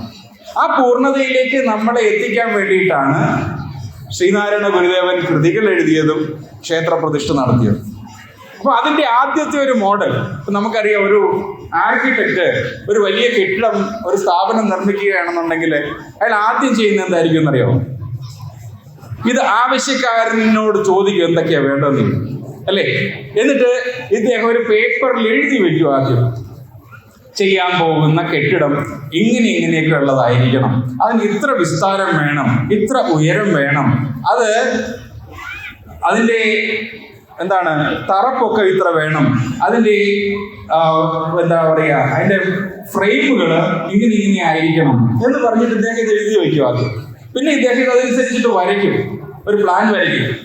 പിന്നെ ഇതിൻ്റെ 3 ഡയമെൻഷണൽ ആയിട്ടുള്ള ഒരു സാധനം ഉണ്ടാക്കി വയ്ക്കും. അതാണ് പ്രദർശിപ്പിക്കുന്നത്, അല്ലേ? വലിയ കെട്ടിടങ്ങളൊക്കെ, വലിയ സ്ഥാപനങ്ങളൊക്കെ വരാൻ പോകുമ്പോൾ നമ്മൾ അവിടെ ചെന്ന് നോക്കിക്കഴിഞ്ഞാൽ അതിൻ്റെ ഒരു 3 ഡയമെൻഷണൽ ആയിട്ടുള്ള ഒരു മോഡല് അവിടെ എടുത്തു വെച്ചിട്ടുണ്ടാകും. ഇതാണ് ഇവിടെ വരാൻ പോകുന്നത്. അപ്പൊ നമ്മൾ ചുറ്റിക്കാണുമ്പോൾ നമുക്ക് നല്ല ബോധ്യം വരും, ഇവിടെ വരാൻ പോകുന്ന കെട്ടിടം എങ്ങനെയായിരിക്കും, അതെങ്ങനെ നിൽക്കുമെന്ന് നമുക്ക് ബോധ്യമാകും. എന്നതുപോലെ ശ്രീനാരായണ ഗുരുദേവൻ ആദ്യത്തെ പ്രതിഷ്ഠ നടത്തുന്നതിന് മുമ്പേ ശിവൻ ആരാണ്, ശിവസ്വരൂപം എന്താണെന്ന് കൃത്യമായിട്ട് എഴുതി വെച്ചു. അതിന്റെ പേരാണ് ചിദംബരാഷ്ടകം. ശിവലിംഗം എന്ന് പറഞ്ഞെന്നാൽ ഇപ്പോഴും തെറ്റിദ്ധരിക്കുന്ന ഒരാൾ ഒരുപാട് പേർ. കഴിഞ്ഞിടയ്ക്ക് തന്നെ ഈ ഭാഗത്തു നിന്ന് ഒരാൾ വിളിച്ചു ചോദിച്ചു, ശിവലിംഗം എന്ന് പറഞ്ഞെന്നാൽ ശിവന്റെ ലിംഗം, ഈ ലിംഗം എന്താണെന്ന് അറിഞ്ഞുകൂടാ. ലിംഗം എന്ന് വെച്ചെന്നാല് പുരുഷന്റെ ലൈംഗിക അവയവം എന്നാണ് വിചാരിച്ചു വെച്ചിരിക്കുന്നത്. ലിംഗം എന്ന് പറഞ്ഞാൽ ആ വാക്കിന്റെ അർത്ഥം രൂപം എന്നാണ്. അപ്പൊ പുരുഷലിംഗം എന്ന് പറഞ്ഞാൽ പുരുഷരൂപം, സ്ത്രീലിംഗം എന്ന് പറഞ്ഞാൽ സ്ത്രീരൂപം. ശിവന്റെ രൂപം എങ്ങനെയായിരിക്കണം സങ്കല്പിച്ചപ്പോ ശിവന് പ്രത്യേകിച്ച് ഒരു രൂപമില്ല. ഈ പ്രപഞ്ചം മുഴുവൻ അവൻ തന്നെയാണ്. അവന്റെ ചൈതന്യമാണ് ഈ പ്രപഞ്ചത്തിൽ മുഴുവൻ നിറഞ്ഞു നിൽക്കുന്നത്. ഇപ്പൊ എങ്ങനെ രൂപം കൊടുക്കും? അപ്പോ രൂപമില്ലാത്തൊരു രൂപം കൊടുത്തു. അതാണ് നമ്മൾ വെക്കുന്ന ശിവലിംഗം എന്ന് പറയുന്നത്. പ്രത്യേകിച്ച് രൂപമൊന്നുമില്ല, കൈയും കാലും ഒന്നും ഇല്ലല്ലോ, അല്ലേ? ഒരു ഒരു ദീർഘവൃത്താകൃതിയുള്ള ഒരു സാധനം. ഇത് തന്നെയാണ് പ്രപഞ്ചത്തിന്റെ ഘടന. പ്രപഞ്ചത്തിന്റെ ഘടനയുടെ ഒരു ചെറിയ രൂപമാണ് ശിവലിംഗം എന്ന് പറയുന്നത്. അത് എടുത്തു വെച്ചിട്ട് ശിവസ്വരൂപമായിട്ട് കാണുക. ഈ ശിവസ്വരൂപം എന്താണ് എന്ന് ഗുരു ഈ കൃതിയിലൂടെ പറഞ്ഞു. ബ്രഹ്മമുഖാമരവന്ദിതലിംഗം ജന്മജരാമരണാന്തകലിംഗം കർമ്മനിവാരണ കൗശലലിംഗം തൻമൃദുപാദുചിദംബരലിംഗം. ബ്രഹ്മമുഖാമരവന്ദിതലിംഗം. എന്താണ് ബ്രഹ്മമുഖാമരത്വം എന്ന് പറഞ്ഞാൽ? ബ്രഹ്മത്തോട് അഭിമുഖമായിരിക്കുന്നത് എന്ന് വെച്ചാൽ ബ്രഹ്മസ്വരൂപം തന്നെയായിരിക്കുന്നത്. എന്താണ് ബ്രഹ്മം? ഈ പ്രപഞ്ചം ഉണ്ടായി നിലനിൽക്കുന്നത് ഏത് അടിസ്ഥാനത്തിലാണോ ആ അടിസ്ഥാനത്തിനെ വിളിക്കുന്ന പേരാണെന്ത്? ബ്രഹ്മം എന്ന് വിളിക്കുന്നത്. അതിനെ ഗുരു അറിവ് എന്ന് ആത്മോപദേശ ശതകത്തിൽ പറഞ്ഞു. കോൺഷ്യസ്നസ്, ദ പീക്ക് എക്സ്പീരിയൻസ് എന്നാണ് ആധുനിക ശാസ്ത്രം അതിനെ പറയുന്നത്. ഏറ്റവും ഉന്നതമായിരിക്കുന്ന അനുഭവം, പീക്ക് എക്സ്പീരിയൻസ്, ഏറ്റവും ഉന്നതമായിരിക്കുന്ന അനുഭവം എന്ന് പറഞ്ഞാൽ നമുക്ക് അനുഭവം ഉണ്ടാകുന്നത് നമ്മൾ തന്നെ നോക്കുക. നമുക്ക് എന്തൊക്കെ അനുഭവങ്ങൾ ഉണ്ടാകുന്നത്? കാഴ്ചയുടെ അനുഭവമുണ്ട്, അല്ലേ? കേൾവിയുടെ അനുഭവമുണ്ട്, സ്പർശനത്തിന്റെ അനുഭവമുണ്ട്, രുചിയുടെ അനുഭവമുണ്ട്, ഗന്ധത്തിന്റെ അനുഭവമുണ്ട്. ഈ 5 അനുഭവങ്ങളിലൂടെ നമ്മൾ ഈ പ്രപഞ്ചത്തെ അനുഭവിച്ചുകൊണ്ടിരിക്കുന്നത്, അല്ലേ? ഇതെല്ലാം എന്നും നിലനിൽക്കുന്ന സാധനങ്ങളാണ്. നമുക്ക് തന്നെ ഒരു 10-60 വയസ്സ് കഴിഞ്ഞാൽ ആ നിൽക്കുന്ന ആരാണെന്ന് അറിഞ്ഞൂടാ, അല്ലേ? ഒന്ന് അടുത്ത് വന്നേ എന്ന് പറയും, അല്ലേ? ഒന്ന് അടുത്ത് വന്നേ, അല്ലെ നീ ഒന്ന് സംസാരിച്ചേ. കാരണം എന്താ? ഭാഷ കേട്ടിട്ടെങ്കിലും പിടിക്കാം. കുറച്ച് കഴിയുമ്പോൾ ചെവി അടിച്ചു പോകും, രുചി പോകും. അപ്പോ രുചി പോകുമ്പോഴത്തേക്ക് പ്രായമുള്ളവർ പറയുന്നത് എന്താണെന്നറിയോ? എൻ്റെ അമ്മ വെക്കുന്ന ഭക്ഷണമായിരുന്നു ഏറ്റവും നല്ല രുചി, ഇപ്പൊ ഇതൊന്നും രുചിയില്ല എന്ന് പറയും. കാരണം എന്താ? നാവിന്റെ രുചി പോയത് അറിഞ്ഞില്ല. അമ്മ വെക്കുന്ന ഭക്ഷണം കിട്ടാത്തതിന്റെ കുഴപ്പമാണെന്നാണ് വിചാരിക്കുന്നത്. ഇതെല്ലാം പോകും. ഈ 5 അനുഭവങ്ങളും നമ്മളിൽ നിന്ന് പോകും, ഈ അവയവങ്ങളും നമ്മളിൽ നിന്ന് പോകും. നമ്മൾ മരിച്ചു കഴിഞ്ഞാൽ ഈ കണ്ണ് കാക്കയ്ക്ക് കൊത്തിക്കൊണ്ട് നടക്കാൻ പറ്റിയൊരു സാധനമാണ്, അല്ലേ? അപ്പോ നശിച്ചു പോകുന്ന 5 ഇന്ദ്രിയങ്ങളിലൂടെ നമ്മൾ കാണുന്ന അനുഭവമാണ് നമുക്ക് ഈ ലോകത്തിന്റെ അനുഭവമായിട്ട് നമ്മൾ കണക്കാക്കുന്നത്. വേറെ എന്ത് അനുഭവത്തെ കുറിച്ച് പറഞ്ഞാലും നമ്മൾ സമ്മതിച്ചു കൊടുക്കത്തില്ല. ഞാൻ കണ്ണിൽ കണ്ടതേ വിശ്വസിക്കൂ, അല്ലെ, കാതിൽ കേട്ടതേ വിശ്വസിക്കൂ എന്ന് പറയും. ഈ കണ്ണിന് എത്രത്തോളം കാണാൻ പറ്റും? 1 കിലോമീറ്റർ അപ്പുറത്ത് നിൽക്കുന്ന ഒരാളെ കാണാൻ സാധിച്ചാൽ അയാളാണ് ഏറ്റവും കാഴ്ചയുള്ളവർ. അതിനപ്പുറം അപ്പോ സാധനങ്ങളൊന്നും ഇല്ലേ? നമ്മൾ കണ്ടില്ല എന്ന് വെച്ചാൽ അതിനപ്പുറം സാധനങ്ങളൊന്നും ഇല്ലേ? ഉണ്ട്. നമ്മൾ കാണുന്നില്ല എന്നേ ഉള്ളൂ, നമ്മൾ കേൾക്കുന്നില്ല എന്നേ ഉള്ളൂ, നമ്മൾ രുചിക്കുന്നില്ല എന്നേ ഉള്ളൂ, നമ്മൾ മണക്കുന്നില്ല എന്നേ ഉള്ളൂ. ഈ പ്രപഞ്ചത്തില് നമ്മൾ കാണാത്തതും നമ്മൾ കേൾക്കാത്തതും നമ്മൾ രുചിക്കാത്തതും നമ്മൾ മണക്കാത്തതുമാണ് ഏറ്റവും കൂടുതൽ. നമ്മൾ ചെയ്യുന്നത് വളരെ കുറച്ച്. അതും ഈ ഇന്ദ്രിയങ്ങള് കുറെ ഉപയോഗിച്ച് പ്രായം ചെയ്യുമ്പോൾ പിന്നെന്താണ്, അടുത്ത് കൊണ്ടുവന്നാലും അറിയാൻ പറ്റത്തില്ലാത്ത അനുഭവം. ഇതിനപ്പുറം അനുഭവമുണ്ട്. ഈ പഞ്ചേന്ദ്രിയങ്ങൾ കൊണ്ട് അനുഭവിക്കുന്നതിനും അപ്പുറം അനുഭവമുണ്ട്. അതിനെയാണ് വേദാന്തം തുരീയ അനുഭവം എന്ന് പറയുന്നത്. ഈ തുരീയ അനുഭവത്തെയാണ് പീക്ക് എക്സ്പീരിയൻസ് എന്ന് ആധുനിക ശാസ്ത്രം വിളിക്കുന്നത്. ആ പീക്ക് എക്സ്പീരിയൻസിനെയാണ് എന്തെന്ന് പറയുന്നത്? ശിവം. അപ്പൊ ശിവൻ ആരാണ്? ഈ പ്രപഞ്ചത്തില് നമുക്ക് അനുഭവിക്കാൻ പറ്റാത്ത, അതിനും അപ്പുറം നിൽക്കുന്ന പരമബോധമാണ് എന്ത്? ശിവം എന്ന് പറയുന്നത്. ഈ പരമബോധത്തില് അതിന്റെ ശക്തി ഉറഞ്ഞിരിക്കുന്നു. ആ ശക്തി ഉറഞ്ഞിരുന്നിട്ട് അത് സ്പന്ദിക്കാൻ തുടങ്ങുന്നു.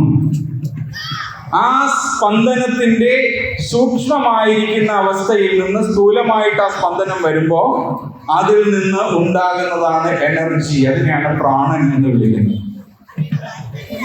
അപ്പൊ സ്പന്ദിക്കാൻ തുടങ്ങുന്നതിന് മുമ്പ് ഉണ്ടായിരിക്കുന്ന ഇത് എന്താണ്?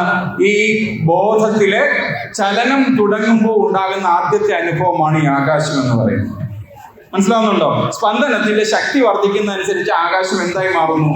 വായുവായി മാറുന്നു. വായു എന്തായി മാറുന്നു? അഗ്നിയായി മാറുന്നു. അഗ്നി എന്തായി മാറുന്നു? ജലമായി മാറുന്നു. ഇങ്ങനെ പറഞ്ഞാൽ ചിലപ്പോൾ സമ്മതിക്കത്തില്ല കേട്ടോ. കാരണം വെള്ളം ഒഴിച്ച് അധികം എടുക്കുന്നത്. അപ്പൊ എങ്ങനെയാണ് അഗ്നിയിൽ നിന്ന് വെള്ളം ഉണ്ടായതെന്ന് ചോദിക്കും. മനസ്സിലാവുന്നുണ്ടോ? ഇതൊക്കെ ആധുനിക ശാസ്ത്രം തെളിയിച്ചു കഴിഞ്ഞതാണ്. അഗ്നിയിൽ നിന്നാണ് ജലം ഉണ്ടായത്. ജലത്തിൽ നിന്നാണ് എന്തുണ്ടായത്? മണ്ണുണ്ടായിരിക്കുന്നത്, പഞ്ചഭൂതങ്ങൾ ഉണ്ടായിരിക്കുന്നത്. അപ്പോ ഈ ഒരു വേ ഓഫ് എന്താണ് തോട്ട്സ്, അല്ലെങ്കിൽ ഈ ഒരു ചിന്താഗതി, ഇത് സത്യദർശനം എന്ന് പറയും. ഈ സത്യദർശനത്തിൽ അധിഷ്ഠിതമായിരിക്കുന്ന ഒരു ശിവസങ്കല്പത്തെയാണ് ഗുരു ബ്രഹ്മമുഖാമരം എന്ന് പറയുന്നത്. അപ്പൊ ബ്രഹ്മമുഖാമര വന്ദിതം എന്ന് പറഞ്ഞാൽ ഈ ബ്രഹ്മബോധം ലഭിച്ചവരൊക്കെ വണങ്ങുന്നത് ആരെയാണ്? ശിവനെ. ബ്രഹ്മബോധം ലഭിച്ച മനുഷ്യർ, സത്യബോധം ലഭിച്ച മനുഷ്യരെല്ലാവരും വണങ്ങുന്നവനെ എന്ന് വിളിച്ചിട്ടത്. ശിവശങ്കര സർവശരണ്യ വിഭോ ഭവസങ്കടനാശന പാഹി ശിവ കവിസന്തതി സന്തതവും തൊഴുമൻ ഭവനാടകമാടുമരും പൊരുളേ കവിസന്തതി സന്തതവും തൊഴുമൻ. കവി സന്തതി സന്തതവും തൊഴുക. കവി പരമ്പര. കവി പരമ്പര എന്ന് പറഞ്ഞാൽ കവികൾ ആരാണ്? ക്രാന്തദർശികളാണ് കവികൾ. സത്യദർശികളെ വിളിക്കുന്ന പേരാണ് കവികൾ. അല്ലാണ്ട് ഉണക്ക കവിത എഴുതുന്നവരെ വിളിക്കുന്ന പേരല്ല കവി എന്ന് പറയുന്നത്. സത്യദർശികളെ പണ്ടേ വിളിക്കുന്ന പേരാണത് കവികൾ. ആ കവികളുടെ പരമ്പര വാഴ്ത്തുന്നവനാണ് ആര്? ശിവൻ. അതാണ് ബ്രഹ്മമുഖാമര വന്ദിത ലിംഗം, ജന്മ ജരാമരണാന്തക ലിംഗം. ജന്മം, ജര, മരണം, ഇത് മൂന്നുമാണ് നമ്മൾ അനുഭവിക്കുന്നത്. അല്ലെ? ജനിച്ചു എന്നുള്ളത് ഒരു അനുഭവമാണ്. പിന്നെ നമുക്ക് എന്ത് ചെയ്യുന്നു? ഈ ശരീരം വളരാൻ തുടങ്ങും. അല്ലെ? വളർന്നു കഴിഞ്ഞാൽ ഇത് പരിണമിക്കും. ഇപ്പോ ഒരു ആൺ ശിശു വളർന്നിട്ട് പരിണമിക്കുന്ന ആരായിട്ടാണ്? പുരുഷനായിട്ടാണ്. പെൺ ശിശു ആണെന്നുണ്ടെങ്കിൽ വളർന്നിട്ട് പരിണമിക്കുന്നത് സ്ത്രീ ആയിട്ടാണ്. അപ്പോ നമ്മുടെ ശരീരത്തിന്റെ ഒരവസ്ഥയാണെന്ത്? വളർച്ച. വളർച്ച കൊണ്ടെന്ന് സംഭവിക്കുന്നു? നമുക്ക് പരിണാമം സംഭവിക്കുന്നു. പിന്നെ പൂർണ്ണ വളർച്ച എത്തിയ സ്ത്രീയിലും പുരുഷനിൽ നിന്നുണ്ടാവും, പുതിയ തലമുറ ഉണ്ടാവും. അല്ലേ? അപ്പൊ എന്താണ് അത്? പെരുകുക. ഒരു സ്ത്രീയും ഒരു പുരുഷനും കൂടി ചേർന്നാൽ അവർ പെരുകാൻ തുടങ്ങും. അല്ലേ? എത്ര വേണമെങ്കിലും കുട്ടികളാവാം. ഇപ്പൊ നമ്മൾ നിയന്ത്രിച്ചു വെച്ചിട്ടാണ്. എത്ര വേണമെങ്കിലും പെരുകാം. അപ്പൊ പെരുകുക എന്ന് പറയുന്നത് നമ്മുടെ ശരീരത്തിന്റെ ഒരവസ്ഥാ മാറ്റമാണ്. പിന്നെയോ കുറെ കഴിയുമ്പോഴത്തേക്ക് എന്ത് ചെയ്യാൻ തുടങ്ങും? ക്ഷയിക്കാൻ തുടങ്ങും. ക്ഷയിക്കാൻ തുടങ്ങിയിട്ട് അവസാനം എന്ത് ചെയ്യും? ഇത് നശിക്കും. ഇങ്ങനെ 6 വിധത്തിലുള്ള മാറ്റങ്ങൾ ഉണ്ടാകുന്ന സാധനമാണെന്ത്? നമ്മുടെ ഈ ശരീരം എന്ന് പറയുന്നത്. മരണം എന്ന് കേട്ടാൽ നമുക്ക് പേടിയാ അല്ലേ? ശിവൻ മരണത്തിന്റെ ദേവനാണ്. അനായാസേന മരണം അല്ലേ? വിനാ ദൈന്യേന ജീവനം ദേഹാന്തേ തപസാന്നിധ്യം ദേഹിമേ പരമേശ്വരം. വളരെ പ്രശസ്തമാണ്. അനായാസേന മരിക്കാൻ സാധിക്കണം. കുട്ടികളായിരിക്കുമ്പോൾ അങ്ങനത്തെ ഒരു ആഗ്രഹം വരില്ല അല്ലേ? ചെറുപ്പക്കാരായിരിക്കുമ്പോൾ അങ്ങനത്തെ ഒരു ആഗ്രഹം വരില്ല അല്ലേ? പക്ഷെ മധ്യവയസ്സ് കഴിയുമ്പോൾ തൊട്ട് പതുക്കെ നമ്മിലേക്ക് ഒരു മരണബോധം വരും. കാരണം എന്താണ്? പഴയ പോലെ കണ്ണ് പിടിക്കുന്നില്ല, പഴയ പോലെ മുടി കറുത്തിരിക്കുന്നില്ല, പഴയതുപോലെ ബൈക്ക് ഓടിക്കാൻ പറ്റുന്നില്ല, കാല് പൊക്കുമ്പോൾ ഒരു വേദന. അപ്പൊ നമ്മള് ചുറ്റിനും നിൽക്കുന്നവരിലേക്ക് നോക്കുമ്പോൾ ചിലരൊക്കെ കിടപ്പ് രോഗികളായി പോയി. 8-10 വർഷമൊക്കെ ട്യൂബ് വിട്ട് കിടക്കുന്നു, ബെഡ്സോർ വരുന്നു അല്ലേ? ഒന്ന് തനിയെ തിരിഞ്ഞു കിടക്കാൻ പറ്റാത്ത അവസ്ഥയിൽ ജീവനും പോകാതെ കിടക്കുന്നു. അപ്പോഴാണ് നമ്മൾ ഈ ശരീരത്തെ കുറിച്ച് ആലോചിക്കുന്നത്. അതുവരെ ഇതുകൊണ്ട് എങ്ങനെ അടിച്ചു പൊളിക്കാമെന്ന് വിചാരിച്ചിട്ടാണ് നമ്മൾ ഓടി നടക്കുന്നത്. പക്ഷേ ആ മധ്യവയസ്സ് കഴിയുമ്പോഴത്തേക്ക് നമ്മിലേക്ക് പതുക്കെ പതുക്കെ ഈ ഒരു ബോധം അരിച്ചരിച്ച് കയറി വരാൻ തുടങ്ങും. നമുക്ക് പഴയതുപോലെ ഒന്നും ചെയ്യാൻ പറ്റുന്നില്ല എന്നുള്ള ബോധം. ആ ബോധത്തിൽ നിന്നാണ് പതുക്കെ മരണാനുഭവം നമ്മിലേക്ക് വരാൻ തുടങ്ങുന്നത്. അപ്പോൾ നമ്മൾ പേടിക്കുന്നു, മരണത്തെ പേടിക്കുന്നു. എന്തുകൊണ്ട് പേടിക്കുന്നു? അത് നമ്മെ കഷ്ടപ്പെടുത്തും അല്ലേ? ഇട്ട് ദുരിതപ്പെടുത്തും. മരണം, ജീവൻ പോവുകയില്ല, ഇവിടെ കിടന്നിട്ട് പ്രത്യേകിച്ച് കാര്യമൊന്നുമില്ല. പക്ഷെ അങ്ങനെ കിടക്കുകയാണെന്നുണ്ടെങ്കിലും, വാ കൊണ്ട് ചവയ്ക്കാൻ പറ്റുന്നില്ലെന്നുണ്ടെങ്കിലും, ചിക്കൻ മിക്സിയിലടിച്ച് ട്യൂബ് വഴി ഇട്ട് കൊടുത്താൽ നമ്മൾ കഴിക്കും അല്ലേ? ചിക്കൻ ആണോ എന്നറിയണമെന്നുണ്ടെങ്കിൽ നാവിലൊന്ന് ടച്ച് ചെയ്യണം. നാവൊന്നുമില്ല, അകത്തേക്ക് കുഴലിട്ടിട്ട് മിക്സിയിൽ ചിക്കൻ അടിച്ച് കൊടുക്കുന്നവരുണ്ട്. അപ്പൊ എന്താ? ചിക്കനാണ് അകത്തേക്ക് തന്നിരിക്കുന്നതെന്ന് പറഞ്ഞാൽ ഒരു സന്തോഷമായി. അങ്ങനെ കിടക്കുന്നവരുണ്ട്. ആ അവസ്ഥയിൽ ചെന്നിട്ട് ഡോക്ടർ ചോദിക്കുകയാണ്, ഇനി എത്ര കാലം വേണം? ഒരു 10 വർഷം കൂടി ഇരുന്നോട്ടെ എന്ന് പറയുന്നവരാണ് അല്ലേ? ഒരു 10 വർഷം കൂടി കിട്ടിക്കോട്ടെ എന്ന് പറയുന്നവരാ. പക്ഷെ ഈ ദുരിതം ഇങ്ങനെ അടുത്തടുത്ത് വരുമ്പോ, നോക്കാൻ നിൽക്കുന്നവർ ബുദ്ധിമുട്ട് അനുഭവിക്കുമ്പോ, അവര് പതുക്കെ കുത്തുവാക്ക് പറയാൻ തുടങ്ങുമ്പോ, അവർ ലീവ് എടുത്ത് വന്നിട്ടും ചത്തുപോകുന്നില്ലെന്ന് പറഞ്ഞ് മാറി നിന്ന് പുശുപുശിക്കുമ്പോ നമുക്ക് തോന്നും പോയേക്കാമായിരുന്നു, പക്ഷെ പോകാൻ പറ്റുന്നില്ല. ആത്മഹത്യ ചെയ്യാൻ പോലുള്ള ആരോഗ്യമില്ല. അപ്പോഴാണ് അനായാസേന മരണം എന്ന് പറയുന്ന ആ ആഗ്രഹം വരുന്നത് അല്ലേ? അനായാസമായി മരിക്കുക. അങ്ങനെ ജീവിച്ചുകൊണ്ടിരിക്കുമ്പോൾ ഒരു ദിവസം മരിക്കുക. നമ്മുടെ ഏറ്റവും വലിയ ആഗ്രഹം എന്താണ്? ഉറക്കത്തിൽ മരിക്കുക എന്നുള്ളത് അല്ലേ? ബുദ്ധിമുട്ടൊന്നുമില്ല. രാത്രി ഉറങ്ങാൻ കിടക്കുന്നു, രാവിലെ ഉണരുന്നില്ല. നെടിയ കിനാവ് ഇത് നിദ്ര പോലെ നിത്യം കെടും, ഇതുപോലെ കിനാവും ഇപ്രകാരം കെടുമതി കാണുകയില്ല കേവലത്തിൽ പെടുവതിനാൽ അനിശം ഭ്രമിച്ചിടുന്നു. ആത്മോപദേശത്തിൽ ഗുരു പറയുകയാണ്, നെടിയ കിനാവ് ഇത് നിദ്ര പോലെ നിത്യം കെടും, ഇതുപോലെ കിനാവും ഇപ്രകാരം. ഈ ജീവിതം എന്ന് പറയുന്നത് ഒരു നെടിയ കിനാവാണ്. ഇതെപ്പോഴാണ് നമുക്ക് മനസ്സിലാവുന്നറിയോ? കിനാവ് എന്ന് പറഞ്ഞാൽ എന്താണ്? ഉറക്കത്തിൽ കാണുന്ന സ്വപ്നം. ഈ ജീവിതം എന്ന് പറയുന്നത് ഒരു നെടിയ കിനാവാണ്, കുറച്ച് നീളമുള്ള ഒരു സ്വപ്നമാണ്. ഇത് സ്വപ്നമായിരുന്നപ്പോഴാണ് മനസ്സിലാവുന്നറിയോ? മരിച്ച ഈ ആത്മാവ് നമ്മുടെ ശരീരം വിട്ട് വേർപെട്ട് കഴിയുമ്പോൾ അതിന്റെ തൃഷ്ണ പോയിട്ടുണ്ടാവത്തില്ല, അതിന്റെ സെൻസ് പോയിട്ടുണ്ടാവത്തില്ല പൊടുന്നനെ. അപ്പോഴതാണ് ആലോചിക്കുന്നത്, ആത്മാവ് ആലോചിക്കുകയാണ്, അപ്പോ എന്തായിരുന്നു ഇത്രയും കാലം ഞാൻ ഇവിടെ നടത്തിക്കൊണ്ടിരുന്നത്? എൻ്റെ ശരീരം എവിടെ? എൻ്റെ ബന്ധുക്കൾ എവിടെ? ഞാൻ എവിടെ? ഞാൻ ആരാണ്?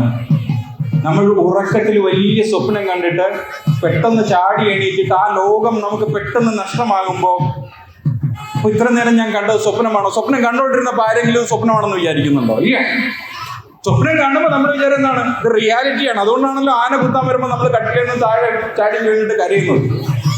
ഉറക്കത്തിൽ ആന കുത്തിയിരിക്കും, നമുക്ക് നൊന്തിരിക്കും, നമ്മൾ കരഞ്ഞിരിക്കും, ആ കരച്ചിൽ പുറത്തു വരും. അപ്പൊ നമുക്ക് ഉറക്കത്തിൽ കിനാവ് കാണുമ്പോൾ ഇത് കിനാവാണെന്ന് അറിഞ്ഞില്ല, ഇത് യാഥാർത്ഥ്യമാണെന്ന് അനുഭവിക്കുന്നത് പോലെയാണ് ഈ ജീവിതം. അത് ആത്മാവ് പുറത്തു കിടക്കുമ്പോൾ ആത്മാവിനെ മനസ്സിലാവും, ഇത്രയും നാളും കണ്ടത് എന്തായിരുന്നു? ഒരു കിനാവായിരുന്നു. ഈ ജീവിതം ഒരു കിനാവായിരുന്നു. എല്ലാ ദിവസവും നമ്മൾ മരിക്കുന്നു. ഉറക്കം മരണമാണ്. മനസ്സിലാവുന്നുണ്ടോ? പക്ഷെ കുറെ നാൾ നമ്മൾ ഉറങ്ങിയിട്ട് എഴുന്നേക്കുന്നു. ഒരു ദിവസം നമ്മൾ എന്ത് ചെയ്യുന്നില്ല? ഉറങ്ങിയിട്ട് എഴുന്നേൽക്കുന്നില്ല. അപ്പൊ ഇത് നമുക്ക് പേടിപ്പെടുത്തുന്ന ഒരു കാര്യമാണ്. എനിക്ക് ഈ ഭൂമി വിട്ടു പോകേണ്ടി വരുമോ? ലോകം വിട്ടു പോകേണ്ടി വരുമോ? ഇവിടെയുള്ള കാഴ്ചകളൊക്കെ അവസാനിക്കുമോ? മരണത്തെക്കുറിച്ച് ബോധമില്ലാത്തത് കൊണ്ട് നമ്മൾ മരണത്തെ ഭയക്കുന്നു. നമ്മൾ ശിവനെയും ഭയക്കുന്നു. ശിവൻ ആരാണ്? അന്ധകാന്തകനാണ്. മരണത്തിന്റെ ദേവനെ ഇല്ലാതാക്കിയവനാണ്, അല്ലേ? മരണത്തിന്റെ ദേവനെ എങ്ങനെയാണ് ഇല്ലാണ്ടാക്കുന്നത്? അമരത്വം കൊടുത്തിട്ടാണ് ഇല്ലാണ്ടാക്കുന്നത്. അമരത്വത്തിന്റെ പേരെന്താണ്? അതാണ് ഗുരു പറഞ്ഞ കീർത്തി എന്ന് പറയുന്നത്. ശിവകീർത്തി സമ്പദമം. സമ്പദമലം എന്ന് പറയുന്നത് എന്താണ്? കീർത്തി രൂപത്തിൽ ജീവിക്കുക. ഇപ്പൊ ശ്രീനാരായണ ഗുരുദേവന്റെ ശരീരം നമുക്കിവിടെ കാണാൻ പറ്റുന്നുണ്ടോ? പക്ഷെ ആ നാമം പറയുമ്പോൾ നമ്മിലേക്ക് ഒരു ഊർജം വന്നു കയറും, അല്ലേ? ആ നാമം സ്മരിച്ചു കഴിഞ്ഞാൽ എന്തിനു വേണ്ടി സ്മരിക്കുന്നു അതവിടെ സംഭവിച്ചിരിക്കും, അല്ലേ? കാരണം എന്താ? ഒരു ചെറിയ ശരീരം വിട്ടിട്ട് ഗുരു എന്ത് ചെയ്തു? ഈ പ്രപഞ്ച ശരീരമായി മാറുകയാണ് ചെയ്തു. ഈ പ്രപഞ്ച ചൈതന്യമായി മാറുകയാണ് ചെയ്തു. അപ്പൊ എവിടെ ഇരുന്ന് ഏത് ഭാഷയിൽ ആര് ഗുരുവിനെ സ്മരിച്ചാലും ഗുരുവിന്റെ പ്രത്യക്ഷ അനുഭവം അവിടെ ഉണ്ടാകാം. അതാണ് അമരത്വം എന്ന് പറയുന്നത്. അല്ലാതെ ശരീരം എന്നും ഇങ്ങനെ എംബാം ചെയ്ത് കീപ്പ് ചെയ്യുന്ന പരിപാടിയല്ല. കാരണം ശരീരം നശിക്കേണ്ടതാണ്, ആത്മാവ് നശിക്കുന്നില്ലാത്തതാണ്. ഇത് തന്നെയാണ് ഭഗവത്ഗീത. വ്യവസായാത്മിക ബുദ്ധിരേഖ, സത്യനിശ്ചയം എന്ന ബുദ്ധി ഒന്നേ ഉള്ളൂ. ഭഗവത്ഗീതയുടെ തത്വം അതാണ്. എന്താണത്? ഒന്ന്, ജഡമായിരിക്കുന്നത് ഇനിയൊന്നും നിലനിർത്താൻ സാധിക്കില്ല, ആത്മാവിനെ നശിപ്പിക്കാനും സാധിക്കില്ല. ജഡമായിരിക്കുന്നതിനെ നിലനിർത്താൻ സാധിക്കുന്നില്ല എന്നുള്ളത് സാഖ്യബുദ്ധിയും, ആത്മാവിനെ നശിപ്പിക്കാൻ സാധിക്കുന്നില്ല എന്ന് പറയുന്നത് യോഗബുദ്ധിയുമാണ്. അപ്പൊ സാഖ്യബുദ്ധിയും യോഗബുദ്ധിയുമാണ് ഭഗവത്ഗീത പറയുന്ന സാധനം. അത് തന്നെയാണ് ഗുരുവിന്റെ ശിവതത്വവും. അപ്പൊ ഈ ബോധത്തോടു കൂടി ജീവിക്കുന്നവർക്ക് ജന്മം, ജര, മരണം ഇതിന്റെ പിന്നെ ഭയമില്ല. മരണം ഒരു അനിവാര്യ ഘടകമാണ്. മരണം എപ്പോഴും ഉണ്ടായിക്കൊണ്ടിരിക്കുന്നു എന്ന് ഞാൻ പറഞ്ഞു. ഇന്ന് ജനിച്ച കുഞ്ഞ് മരിച്ചിട്ട് നാളെ വേറൊരു കുഞ്ഞാണ്. കാരണം എന്താ? അത് കുറച്ചുകൂടി ഡെവലപ്മെന്റ് വന്നു. അപ്പൊ ഇന്നലെ ജനിച്ച കുഞ്ഞ് അതില്ല ഇപ്പോ. അതിന് 5 വയസ്സാകുമ്പോ ജനിച്ചു വീണ കുഞ്ഞവിടെ ഇല്ല. 5 വയസ്സായ വേറൊരു കുഞ്ഞാണ്. അതിന് പരിണാമം സംഭവിച്ചിട്ട് വേറൊരാളായി മാറിയിരിക്കണം. ആ ജനിച്ച ആളല്ല ഇത്. ഇത് വളർന്ന് വളർന്ന് വളർന്ന് പോകുമ്പോ ക്ഷയിക്കാൻ തുടങ്ങുമ്പോ അന്നത്തെ ഫോട്ടോ എടുത്ത് കാണിച്ച് ആരെങ്കിലും അറിയൂ ഇതാവാം? അറിയില്ല. കാരണം എന്താ? മാറ്റം വന്നിരിക്കുന്നു. അപ്പൊ മരണം എന്ന് പറയുന്നത് എന്താണ്? ഒരവസ്ഥയിൽ നിന്ന് മറ്റൊരവസ്ഥയിലേക്കുള്ള മാറ്റത്തിനെ വിളിക്കുന്ന പേരാണെന്ത്? മരണം എന്ന് വിളിക്കുന്നത്. അത് പേടിക്കേണ്ട കാര്യമല്ല. നമ്മളൊരു വിത്ത് കയ്യിലെടുത്തിരിക്കുന്നു, അത് നമ്മൾ മണ്ണിൽ കുഴിച്ചിട്ടു. നമ്മുടെ ആഗ്രഹം എന്താണ്? ആ വിത്ത് അതുപോലെ മണ്ണിൽ കിടക്കണമെന്നാണ്. അതിനാണോ കുഴിച്ചിടുന്നത്? അല്ല. നമ്മുടെ ആഗ്രഹം അത് പൊട്ടി മുളച്ചൊരു ചെടിയായി വരണം, അല്ലേ? ഈ വിത്ത് പൊട്ടിയിട്ട് അതിൽ നിന്ന് നാമ്പ് പുറത്തു വരുമ്പോൾ പിന്നെ അത് വിത്താണ്. വിത്ത് പൊട്ടി അതിൽ നിന്ന് നാമ്പ് പുറത്തു വന്നാൽ പിന്നെ അത് വിത്തല്ല, അല്ലെ? അത് ചെടിയായി മാറി. അപ്പൊ വിത്ത് എന്ത് ചെയ്തു? വിത്ത് മരിച്ചു. വിത്ത് മരിച്ചു, ചെടി ജനിച്ചു. ഈ ചെടിയുടെ ആദ്യം വരുന്ന 2 ഇലകള്, അല്ലേ? കുറച്ച് കഴിയുമ്പോൾ അത് കൊഴിഞ്ഞിട്ട് വീണ്ടും 4 ഇല. അപ്പൊ ആദ്യത്തെ ഇല എന്ത് ചെയ്തു? അത് മരിച്ചു. കുറച്ച് കഴിയുമ്പോഴത്തേക്ക് അത് പൂമൊട്ടിട്ടു. അപ്പൊ എന്താ? പൂമൊട്ടിടാത്ത ചെടി മരിച്ചു, പൂമൊട്ടിട്ട ചെടി ജനിച്ചു. മൊട്ട് വിരിഞ്ഞ് പൂവായി. അപ്പൊ എന്തായി? മൊട്ട് മരിച്ചു, പൂവ് ജനിച്ചു. പൂവ് കായായി മാറി. പൂവ് മരിച്ചു, കായ ജനിച്ചു. കായ വീണ്ടും കിളുത്തു, കായ മരിച്ചു, പുതിയ ചെടി ജനിച്ചു. ഇതാണ് ജനി മരണങ്ങൾ എന്ന് പറയുന്നത്. അപ്പൊ ഇതിലെ ഏതെങ്കിലും ഒരു അവസ്ഥ മാറുക എന്ന് പറഞ്ഞാൽ പുതിയൊരവസ്ഥ കിട്ടുക എന്നാണ് അതിനർത്ഥം. അപ്പൊ നമുക്കൊക്കെ മരണമുണ്ടോ? മരണമില്ല. നമ്മളൊരു വലിയ പ്രോസസ്സിലൂടെ കടന്നുപോയിക്കൊണ്ടിരിക്കുകയാണ്. ഇപ്പൊ ഈ ശരീരവും ഈ പേരുമായിട്ട് ഇവിടെ വന്നതെന്ന് പ്രഭാഷണം നടത്തുന്ന ഞാന് ഇപ്പൊ ജനിച്ചതല്ല. എത്രയോ ജന്മങ്ങൾ കഴിഞ്ഞിരിക്കുന്നു പലതരം ജീവികളായിട്ട് എനിക്ക്. പക്ഷെ എനിക്ക് എന്തില്ല? ഓർമ്മയില്ല. കാരണം എന്താണ്? എനിക്ക് ഓർമ്മ വെക്കാനായിട്ടുള്ള തലച്ചോറ് ഈ ജന്മം ഇപ്പൊ ഇവിടെ വെച്ച് കിട്ടിയതാണ്. അതിൽ പഴയ ഫയൽസ് കാണുമോ? നിങ്ങൾ കമ്പ്യൂട്ടർ ഉപയോഗിക്കുന്ന ഒരാളാണെന്ന് വിചാരിക്കുക. നിങ്ങളുടെ കമ്പ്യൂട്ടർ കേടായിപ്പോയി, അതിന്റെ ഹാർഡ് ഡിസ്കും അടിച്ചുപോയി. നിങ്ങൾ പുതിയൊരു കമ്പ്യൂട്ടർ വീട്ടിൽ കൊണ്ടുവച്ചു. ഉപയോഗിക്കുന്ന നിങ്ങൾ മാറിയിട്ടില്ല, നിങ്ങളുടെ വീട് മാറിയിട്ടില്ല, നിങ്ങളുടെ ബന്ധുക്കൾ ആരും മാറിയിട്ടില്ല. മാറിയിരിക്കുന്നവരാണ് കമ്പ്യൂട്ടറാണ്. നിങ്ങളുടെ പഴയ ഫയൽസ് ഒക്കെ ഈ കമ്പ്യൂട്ടറിൽ കാണുന്നു. ആ നശിച്ചുപോയ കമ്പ്യൂട്ടറിൽ പോയി എന്നതുപോലെ നമ്മുടെ സ്മൃതികളൊക്കെയും അവിടെ ആ ശരീരത്തോടൊപ്പം കഴിഞ്ഞു. ഈ ആത്മാവ് മാത്രം എന്ത് ചെയ്തു? വേർപെട്ടിട്ട് അത് മറ്റൊരു ശരീരം സ്വയം സ്വീകരിക്കുന്നു. അപ്പൊ അങ്ങനെയൊക്കെ പറയുമ്പോൾ നമ്മുടെ വിചാരം അറിയോ, ഒരു ശരീരത്തിനകത്ത് ചെന്ന് തുളച്ചു കയറി എന്നാണ് വിചാരിക്കുന്ന ആത്മാവ്. അങ്ങനെയല്ല. ആത്മാവിന് ചുറ്റിനും ശരീരം ഉണ്ടാകുക ചെയ്യും. ഒരു ജീവബോധം, ആ ബോധം കട്ടിപിടിച്ച് ഇന്ദ്രിയങ്ങളായി മാറുന്നു, മനസ്സായി മാറുന്നു, ശരീരമായി മാറുകയാണ് ചെയ്യുന്നത്. എന്നിട്ട് തിരികെ എന്ത് ചെയ്യുന്നു? ആ ശരീരം കളഞ്ഞ്, സൂക്ഷ്മ ശരീരം കളഞ്ഞ്, മനസ്സ് കളഞ്ഞ് അത് വീണ്ടും സ്വതന്ത്രമാകുന്നു. വീണ്ടും ഒരു അനുകൂല സാഹചര്യത്തില് ആ ജീവന്റെ ചുറ്റിനും ഇതെല്ലാം വീണ്ടും വീണ്ടും ഉണ്ടാകും. ഇത്രയും സംഭവിക്കുന്നുള്ളൂ ഇവിടെ. ഇതാണ് ശിവതത്വം എന്ന് പറയുന്നത്. ഈ ശിവതത്വം നമ്മൾ അറിഞ്ഞിരുന്നാൽ പിന്നെ ശിവൻ മരണത്തിന്റെ ദേവനല്ല, പുനർജനികളുടെ ദേവൻ. അതാണ് അന്ധകാന്തകൻ എന്ന് വിളിക്കുന്നത്, മരണത്തെ ഇല്ലാണ്ടാക്കുന്നത്. നിങ്ങൾ എന്ന് മരണത്തിനോടുള്ള ഭയം അവസാനിപ്പിക്കുന്നു, അന്ന് തൊട്ടാണ് നിങ്ങൾ റിയൽ ആയിട്ട് ജീവിക്കാൻ തുടങ്ങുന്നത്. അതുവരെ നിങ്ങൾ വെറും പേടിക്കൊണ്ടമാണ്. അതുവരെ ജീവിക്കുകയല്ല, പേടിക്കുകയാണ് ചെയ്യുന്നത്. നിരന്തരം പേടിച്ചോണ്ടിരിക്കുക, മരിച്ചു പോവോ മരിച്ചു പോവോ മരിച്ചു പോവോ. ശ്രീനാരായണ ഗുരുദേവന് മഹാസമാധിയോട് അടുക്കുന്ന കാലത്ത് വലിയ അസുഖങ്ങൾ വന്നപ്പോൾ ഗുരു എന്താ പറഞ്ഞറിയോ? ഇത് പഴയതായി, ഈ ശരീരം പഴയതായി, ഒന്ന് മാറണം. ഈ ശരീരം പഴയതായി ഒന്ന് മാറണം എന്നാ ഗുരു പറഞ്ഞത്. അപ്പൊ അന്ന് രാമൻ ഓവർസിയർ ഒരിക്കല് ശിവഗിരി ചെന്നപ്പോ, ശിവഗിരി സ്കൂളിന്റെ പണി നടന്നുകൊണ്ടിരിക്കുകയാണ്. അപ്പൊ അവിടെ കല്ല് ഇങ്ങനെ കൂട്ടിയിട്ടിട്ടുണ്ട് റോഡില്. ഗുരു അതുവഴി നടന്നു വന്നപ്പോ ഗുരുവിന്റെ കാല് മുറിഞ്ഞു. അപ്പൊ വൈദിക മഠത്തിന്റെ അവിടെ ഇരുന്നിട്ട് കാലിൽ നിന്ന് ഇങ്ങനെ ചോര അടിച്ചുകൊണ്ടിരിക്കുക. ഗുരു ശ്രദ്ധിക്കുന്നില്ല. നന്നായിട്ട് വിയർത്ത് ക്ഷീണിച്ചിരിക്കുകയാണ്. വെയിലത്ത് അവിടെ പോയി നിന്ന് ഓരോന്ന് ചെയ്ത് അതിനുള്ള പണം ഉണ്ടാക്കിയൊക്കെ ഗുരു ഇങ്ങനെ നടക്കുകയാണ്.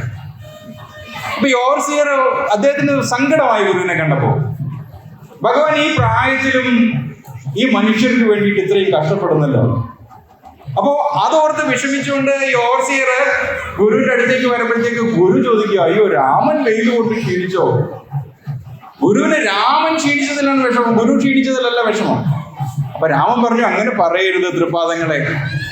തൃപ്പാദങ്ങളുടെ ഈ ശരീരം ഇങ്ങനെ ക്ഷീണിച്ചില്ലാണ്ടായാൽ ഞങ്ങൾക്ക് പിന്നെ എന്താണ് ആശ്രയമുള്ളത്? ഞങ്ങൾക്ക് പിന്നെ ആരാണ് ആശ്രയമുള്ളത്?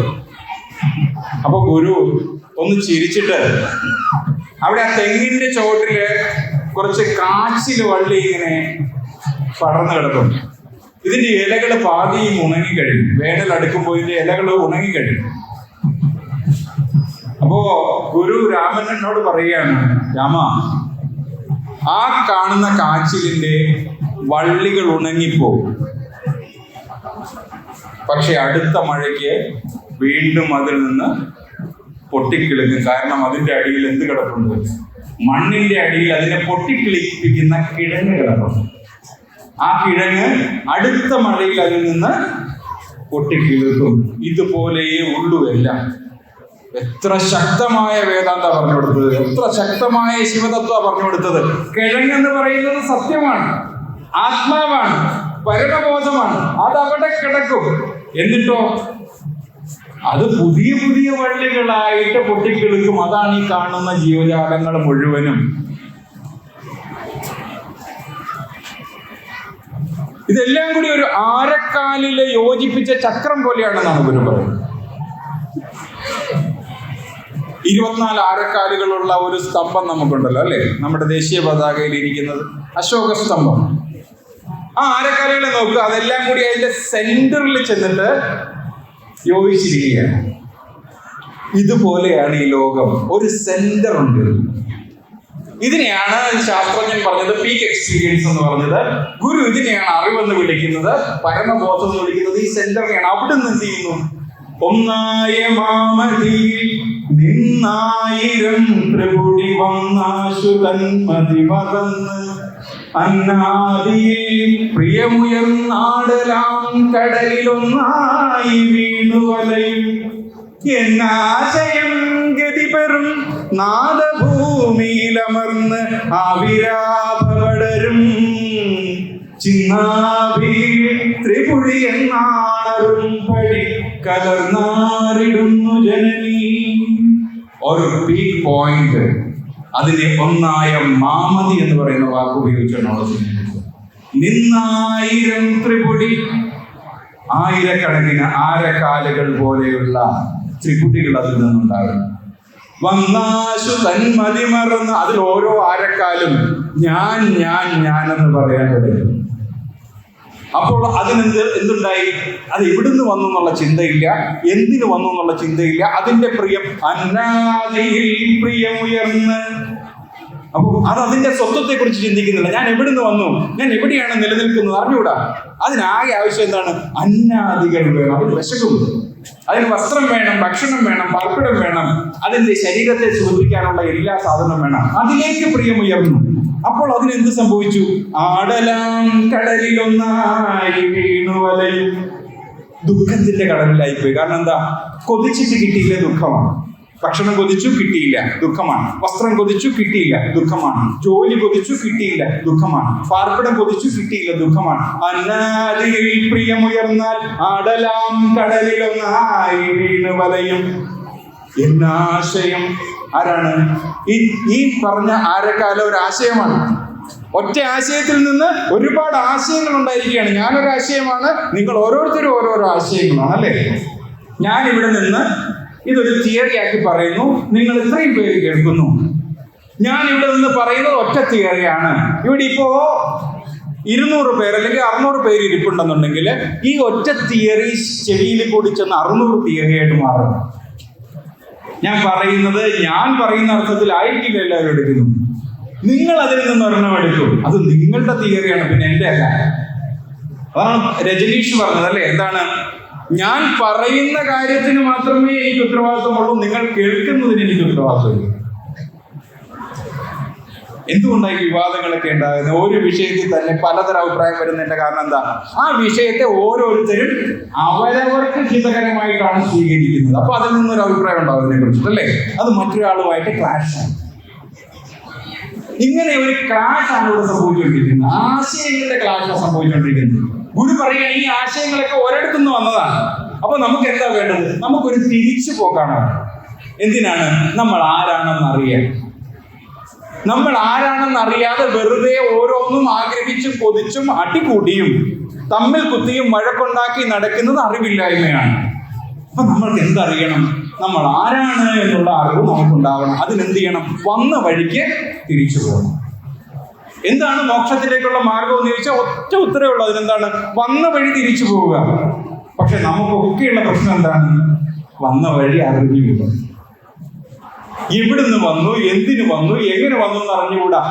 ഇവിടെ കാണുന്നതിൻ്റെയൊക്കെ പിറകെ ഓടുകയാണ്. ഓടി ഓടി ഒരു മാൻ മരുഭൂമിയിൽ വെള്ളം തിരക്കി നടന്ന് ഓടുന്നത് പോലെ ഓടി ഓടി അവസാനം കുഴഞ്ഞു വീഴും, അല്ലേ? കാണുന്ന കണ്ണിനൊരു ദണ്ഡവുമില്ല കണ്ടൻ, പ്രാണൻ വെടിഞ്ഞിടുകിലെന്തിനു പിന്നെയെല്ലാം കാണും നിരന്തരം ഇതൊക്കെ അടിഞ്ഞിടും നീ ചെയ്തുറ്റ ചെങ്കടല് തന്നു ജയിക്ക ശംഭോ. കാണുന്ന കണ്ണിനൊരു ദണ്ഡവുമില്ല. കണ്ണ് പല കാഴ്ചകൾ കാണിച്ചു തരാണ്. ഇപ്പൊ ഞാനിവിടെ നിൽക്കുന്നു, ഞാൻ ഒരുപാട് കാഴ്ചകൾ കാണുകയാണ്, അല്ലേ? ഈ കണ്ണിന് വല്ല ദണ്ഡമുണ്ടോ? ഞാൻ ഈ കണ്ണിനോട് പറഞ്ഞിട്ടുണ്ട് നീ ആരെയും നോക്കണ്ട, ഉള്ള കാര്യം പറഞ്ഞിട്ട് പോവാ. പക്ഷെ കണ്ണ് സമ്മതിക്കത്തില്ല. കണ്ണിങ്ങനെ നോക്കിക്കൊണ്ടിരിക്കുകയാണ്. അതിനൊരു ദണ്ഡവും ഇല്ല. അതിന് വല്ല ബുദ്ധിമുട്ടുണ്ടോ കാണുന്നതിന്? ഇല്ല. പക്ഷെ ഈ കണ്ടിട്ട് എന്റെ പ്രാണൻ പിടിഞ്ഞിടുകിൽ എന്തിന് പിന്നെയല്ല. ഞാൻ ഈ കാഴ്ചകൾ കണ്ട് എന്താണെന്നറിയാതെ ഇങ്ങനെ ഭ്രമിച്ച് നടക്കുമ്പോൾ ഞാൻ മരിച്ചു പോയാൽ പിന്നെ എന്ത് ചെയ്യും? ഞാൻ എത്തേണ്ടടുത്ത് എത്തുമോ? നിങ്ങളിപ്പോ ഇവിടുന്ന് വീട്ടിലേക്ക് പോകാനായിട്ട് ഇറങ്ങി വഴിക്കാഴ്ചകൾ കണ്ട് നടന്ന് മരിച്ചു പോയാൽ വീട്ടിലെത്തുമോ? എത്തുമോ? പക്ഷെ എത്തേണ്ട സ്ഥലം ബോധ്യമുണ്ടെന്നുണ്ടെങ്കിൽ വഴിക്കാഴ്ചകൾ നമ്മൾ വേണ്ടെന്ന് വയ്ക്കും, അല്ലേ? കാണുന്നത് ഒക്കെയും കണ്ടു നിൽക്കാനായിട്ടുള്ള സമയം എനിക്കില്ല. എനിക്ക് ലക്ഷ്യമുണ്ട് പോകേണ്ടത്. ആ ലക്ഷ്യബോധം ഇല്ല എന്നുണ്ടെങ്കിൽ കാണുന്നതിന്റെയും കേൾക്കുന്നതിന്റെയും പിന്നാലെ നമ്മളിങ്ങനെ ഓടിക്കൊണ്ടിരിക്കും, അതിനൊരു ദണ്ഡവുമില്ല. പക്ഷേ അത് കണ്ട് എന്റെ പ്രാണൻ വെടിഞ്ഞാൽ, ഞാൻ ലക്ഷ്യത്തിലെത്താതെ എന്റെ പ്രാണൻ വെടിഞ്ഞാൽ പിന്നെ എന്തിന് ഇതെല്ലാം? കാണും നിറം തരം ഇതൊക്കെ അഴിഞ്ഞെഴും നീ ചേണുറ്റ ചെങ്കടൽ തന്ന് ജയിക്ക ശംഭോ. ഈ നിറവും തരവും ഒന്നുമല്ലാത്ത ഒരു സ്വരൂപമാണ് നീ എന്ന് പറയുന്നത്, അല്ലേ? ആ സ്വരൂപത്തെ എനിക്ക് കാണിച്ചു തരിക, നിന്റെ യഥാർത്ഥ സ്വരൂപത്തെ കാണിച്ചു തരിക. നിന്റെ വിവിധങ്ങളായിരിക്കുന്ന സ്വരൂപങ്ങളെയാണ് ഞാൻ ഈ കണ്ടുകൊണ്ടിരിക്കുന്നത്. ഇവിടെ 1000 പേരുണ്ടെങ്കിൽ 1000 നാരായണന്മാരാണ്, അല്ലെങ്കിൽ 1000 ശിവന്മാരാണ്. 1000 ശരീരമെടുത്ത് ശിവൻ വന്നിരിക്കുകയാണ് ഈ ഇരിക്കുന്നത്. ഒരു ശരീരമെടുത്ത് ഒരു ശിവൻ ഇവിടെ വന്നുകൊണ്ട് സംസാരിക്കുന്നു, കേൾക്കുന്നത് 1000 ശരീരമെടുത്ത മറ്റ് ശിവന്മാരാണ് കേൾക്കുന്നത്. ഇവിടെ വേറെ ആരുമില്ല. ഇത് മോണോ ആക്റ്റാണ്. ചെയ്യുന്നത് ഒരുത്തൻ, കേൾക്കുന്നത് ഒരുത്തൻ, കാണുന്നത് ഒരുത്തൻ, ഒരേ ഒരുത്തനേ ഉള്ളൂ ഇവിടെ. ഇത് ബോധ്യപ്പെട്ടാൽ നമ്മൾ അവനെ കാണാൻ തുടങ്ങും. ആരെ? ശിവനെ കാണാൻ തുടങ്ങും. അവന്റെ ചേണുറ്റ ചെങ്കടൽ. ആ ചെങ്കടലാണ് കാലാശ്രയമെന്നായണയുന്നോർക്കനുകൂലൻ. ആ ചെങ്കടലാണ്. ബാലാക്ഷനധർമ്മിഷ്ടരിലേറ്റം പ്രതികൂലൻ പാലിക്കണമെന്നെ പരിചോടിന്നു കുളത്തൂർ കോലത്തുകരൽ കോവിൽ വാഴും പരമേശൻ. ശരിയായ സത്യബോധം ആഗ്രഹിച്ച് ധർമ്മിഷ്ഠരായിട്ട് വന്ന് ആശ്രയം പറയുന്നവർക്ക് അനുകൂലനായി നിൽക്കും അവന്റെ ജീവിതം. പിന്നെ അവന്റെ കസ്റ്റഡിയിലാണ്. അംഗീകരിച്ച് ആശ്രയിക്കുന്നവർക്ക് പിന്നെ വേറൊന്നും ആലോചിക്കേണ്ട കാര്യമില്ല. കംപ്ലീറ്റ് സറണ്ടർ, പൂർണ്ണമായ സറണ്ടറാണ് ഭക്തിയുടെ അടിസ്ഥാനം. അല്ലാതെ എനിക്ക് അത് വേണം ഇത് വേണം എന്ന് പറഞ്ഞ് അച്ഛനെ ബുദ്ധിമുട്ടിക്കുന്നത് പോലെ ശിവനെ ബുദ്ധിമുട്ടിക്കരുത്. നിനക്ക് എന്ത് വേണമെന്ന് നിനക്കറിഞ്ഞുകൂടെ അവനറിയാം. നീ വിചാരിക്കുന്നത് എനിക്കിപ്പോ ഇത് കിട്ടിയാൽ തൃപ്തിയാവും, അല്ലേ? ജോലി കിട്ടിയാൽ തൃപ്തിയാകും, പെണ്ണ് കിട്ടിയാൽ തൃപ്തിയാകും, പിള്ളേരുണ്ടായാൽ തൃപ്തിയാകും. ഒന്നും ആവത്തില്ലേ? ആകെ ഒന്ന് തോന്നുന്നുണ്ടോ? അതൊക്കെ ആഗ്രഹിച്ചവരല്ലേ ഇവിടെ ഇരുന്നത്. ഇതൊക്കെ കിട്ടിയപ്പോ തൃപ്തിയായോ? ഇല്ല, അടുത്തത് തോന്നി തുടങ്ങിയപ്പോഴേ. അപ്പൊ അത് മേടിക്കാൻ വേണ്ടിയിട്ടാണ് രാവിലെ കൂവളമാലയും കൊടുത്തിട്ട് ഇവിടെ വന്നിട്ട് തൊഴുന്നത്. അങ്ങനെ ചെയ്യാനല്ല ഗുരു പറഞ്ഞേ. നീ ചെന്നിട്ട് എന്ത് ചെയ്യുക? കീഴടങ്ങുക.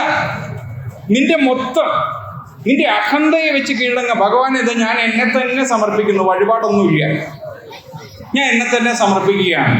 ഞാൻ എൻ്റെ ആത്മാവിനെ സമർപ്പിക്കുന്നു, ഞാൻ എൻ്റെ പ്രാണനെ സമർപ്പിക്കുന്നു, ഞാൻ എൻ്റെ ബുദ്ധിയെ സമർപ്പിക്കുന്നു, ഞാൻ എൻ്റെ ഇന്ദ്രിയങ്ങളെ സമർപ്പിക്കുന്നു, ഞാൻ എൻ്റെ ശരീരത്തെ സമർപ്പിക്കുന്നു, ഞാൻ എൻ്റെ ചിന്തകളെ പോലും നിന്നിൽ സമർപ്പിക്കുന്നു. അതാണ് കാലാശ്രയം എന്ന് പറയുന്നത്. അവൻ അനുകൂലനാണെന്ന് പറയുന്ന പിന്നെ അവന്റെ കാര്യം ഇവൻ നോക്കും. അങ്ങനെയുള്ളവൻ അനുകൂലനാണ്. അവൻ ബാലാക്ഷനാണ്. എന്താണ് ബാലാക്ഷൻ എന്ന് പറയുന്നത്? നെറ്റിക്കണ്ണുള്ളവൻ.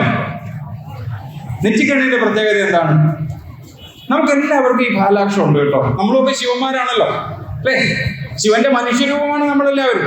നമുക്കും ഈ നെറ്റിക്കണ്ണുണ്ട്, പക്ഷെ തുറന്നിട്ടില്ല. എന്താ കാരണം? ഈ 2 കണ്ണുകൊണ്ട് കണ്ടുകൊണ്ട് നടക്കുക. ഈ 2 കണ്ണുകൊണ്ട് നമ്മൾ എന്തൊക്കെ കാണുന്നുണ്ട്? സത്യവും കാണുന്നുണ്ട്, അസത്യവും കാണുന്നുണ്ട്, അല്ലേ? ധർമ്മവും കാണുന്നുണ്ട്, അധർമ്മവും കാണുന്നുണ്ട്, കൃത്യവും നമ്മൾ കണ്ടുകൊണ്ടിരിക്കുകയാണ്.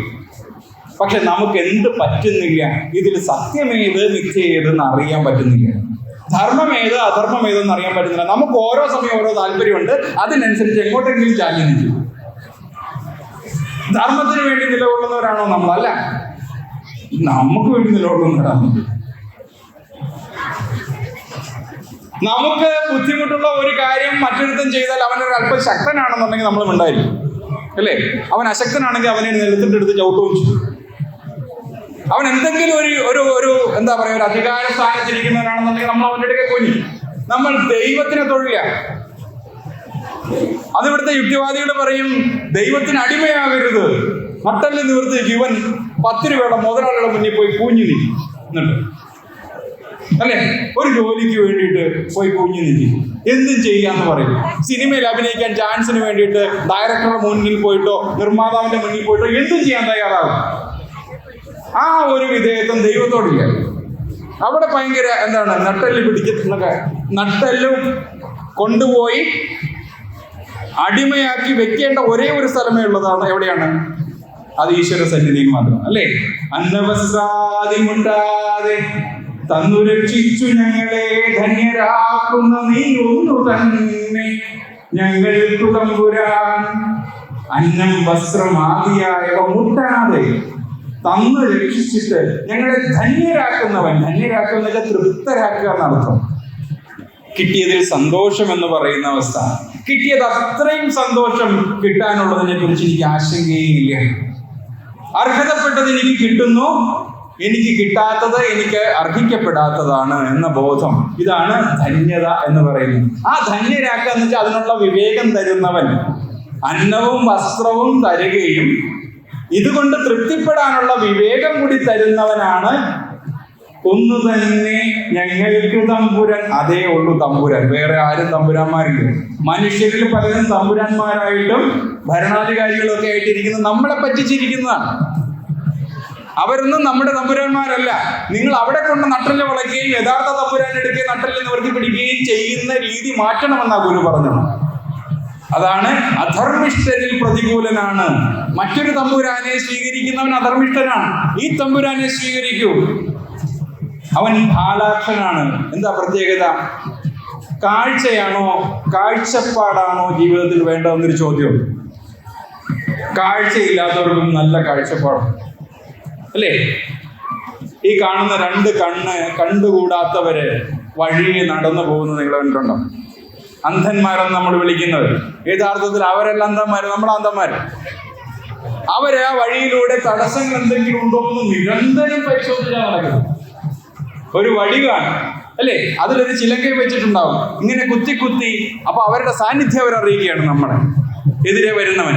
പിന്നെ തടസ്സങ്ങൾ എന്തെങ്കിലും ഉണ്ടോ എന്ന് നോക്കി നോക്കി പോകുന്ന ഒരന്ധൻ പോലും ആക്സിഡന്റ് പറ്റുന്നില്ല.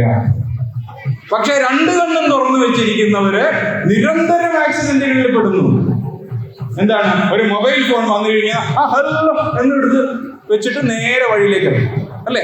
ഇവിടുന്ന് വണ്ടി വരുന്നു എന്നുള്ള കാര്യം ഈ ഫോൺ കിട്ടിക്കഴിയുമ്പോൾ അതിനപ്പുറത്തുള്ള ആൾ നമുക്ക് പ്രിയപ്പെട്ട ആളാണെന്നുണ്ടെങ്കിൽ, നമ്മൾ കാത്തിരിക്കുന്ന ആളാണെന്നുണ്ടെങ്കിൽ ചുറ്റിനെല്ലാം പറഞ്ഞോളെന്നു നമ്മൾ എന്ത് ചെയ്യുന്നു? റോഡ് ക്രോസ് ചെയ്യുന്നു, പടമാകും.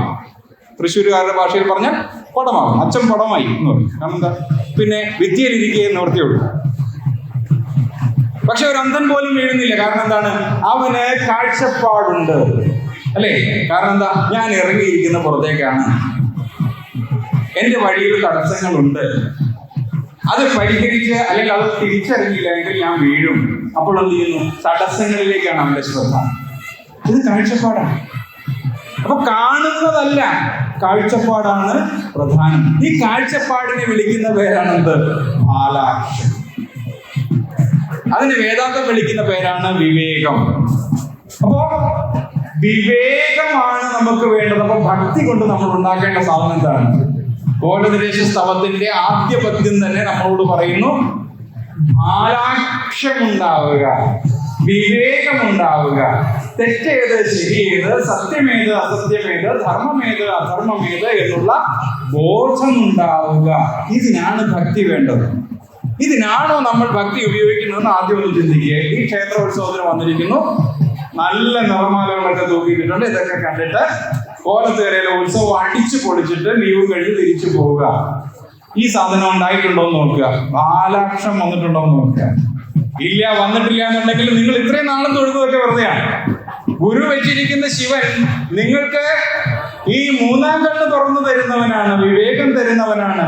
നിത്യാനിത്യ വിവേകദോക്കിനി തരാം നിർവേദമാപത്യ സത് വിദ്വാനത്ര സമാധി ഷട്കലസിതസ്യാൻ മുക്തികാമോ ഭുവി. ബ്രഹ്മവിദ്യാ പഞ്ചകത്തിൽ പറയുന്നുണ്ട്, നിത്യാനിത്യം, സത്യമേത് അസത്യമേത്, നിലനിൽക്കുന്നതേത് നശിക്കുന്നതേത്, ഇത് തിരിച്ചറിയുന്നവനെ മാത്രമേ ഒരു ഗുരുവിനെ കൊണ്ട് പ്രയോജനമുള്ളൂ, ഈശ്വരനെ കൊണ്ട് പ്രയോജനമുള്ളൂ. ഇപ്പോ ശങ്കരാചാര്യ പറയുന്നു, മുമുക്ഷുക്കളായിരിക്കുന്നവർക്ക് ശിവനും ഗുരുവും തമ്മിൽ ഭേദമില്ല, അല്ലെ? ശിവ ഏവ ഗുരു, സാക്ഷാത് ഗുരു ഏവ ശിവം സ്വയം, ഉഭയോരന്തരം കിഞ്ചിത് ന ദ്രഷ്ടവ്യം മുമുക്ഷുഭി. ശങ്കരാചാര്യർ പറഞ്ഞതാണ്. ശിവ ഏവ ഗുരു, ശിവൻ തന്നെയാണ് ഗുരു. സാക്ഷാത് ഗുരു ഏവ ശിവ സ്വയം, ഗുരു തന്നെയാണ് ശിവനായിരിക്കുന്നത്. ഇത് കോലത്ത് കരയാണ് അല്ലേ? ഇതൊരു കോലമാണ് നമ്മുടെ ശരീരം അല്ലേ? ഇതിന്റെ കരയാണിത്. ഇതുകൊണ്ട് നീന്തിക്കടക്കേണ്ട കരയാണിത്.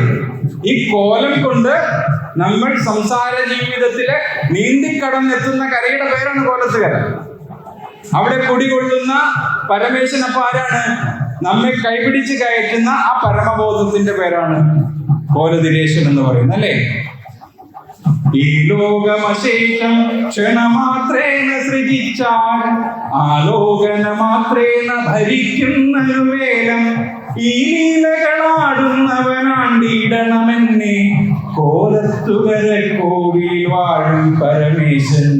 ഈ ലോകം, ഈ പ്രപഞ്ചം ക്ഷണമാത്രേണ സൃജിച്ച് ക്ഷണനേരം കൊണ്ട് സൃഷ്ടിക്കുന്നു. ആസീതസ്യേ അസദേവേദം ഭുവനം സ്വപ്നവത്പുന സസർജ സർവം സങ്കല്പമാത്രേണ പരമേശ്വരൻ. ദർശനമാല ഗുരു തുടങ്ങുന്ന അങ്ങനെയാണ്. ആസീതഗ്രേ അസദേവേദം ഭുവനം സ്വപ്നവത്പുന.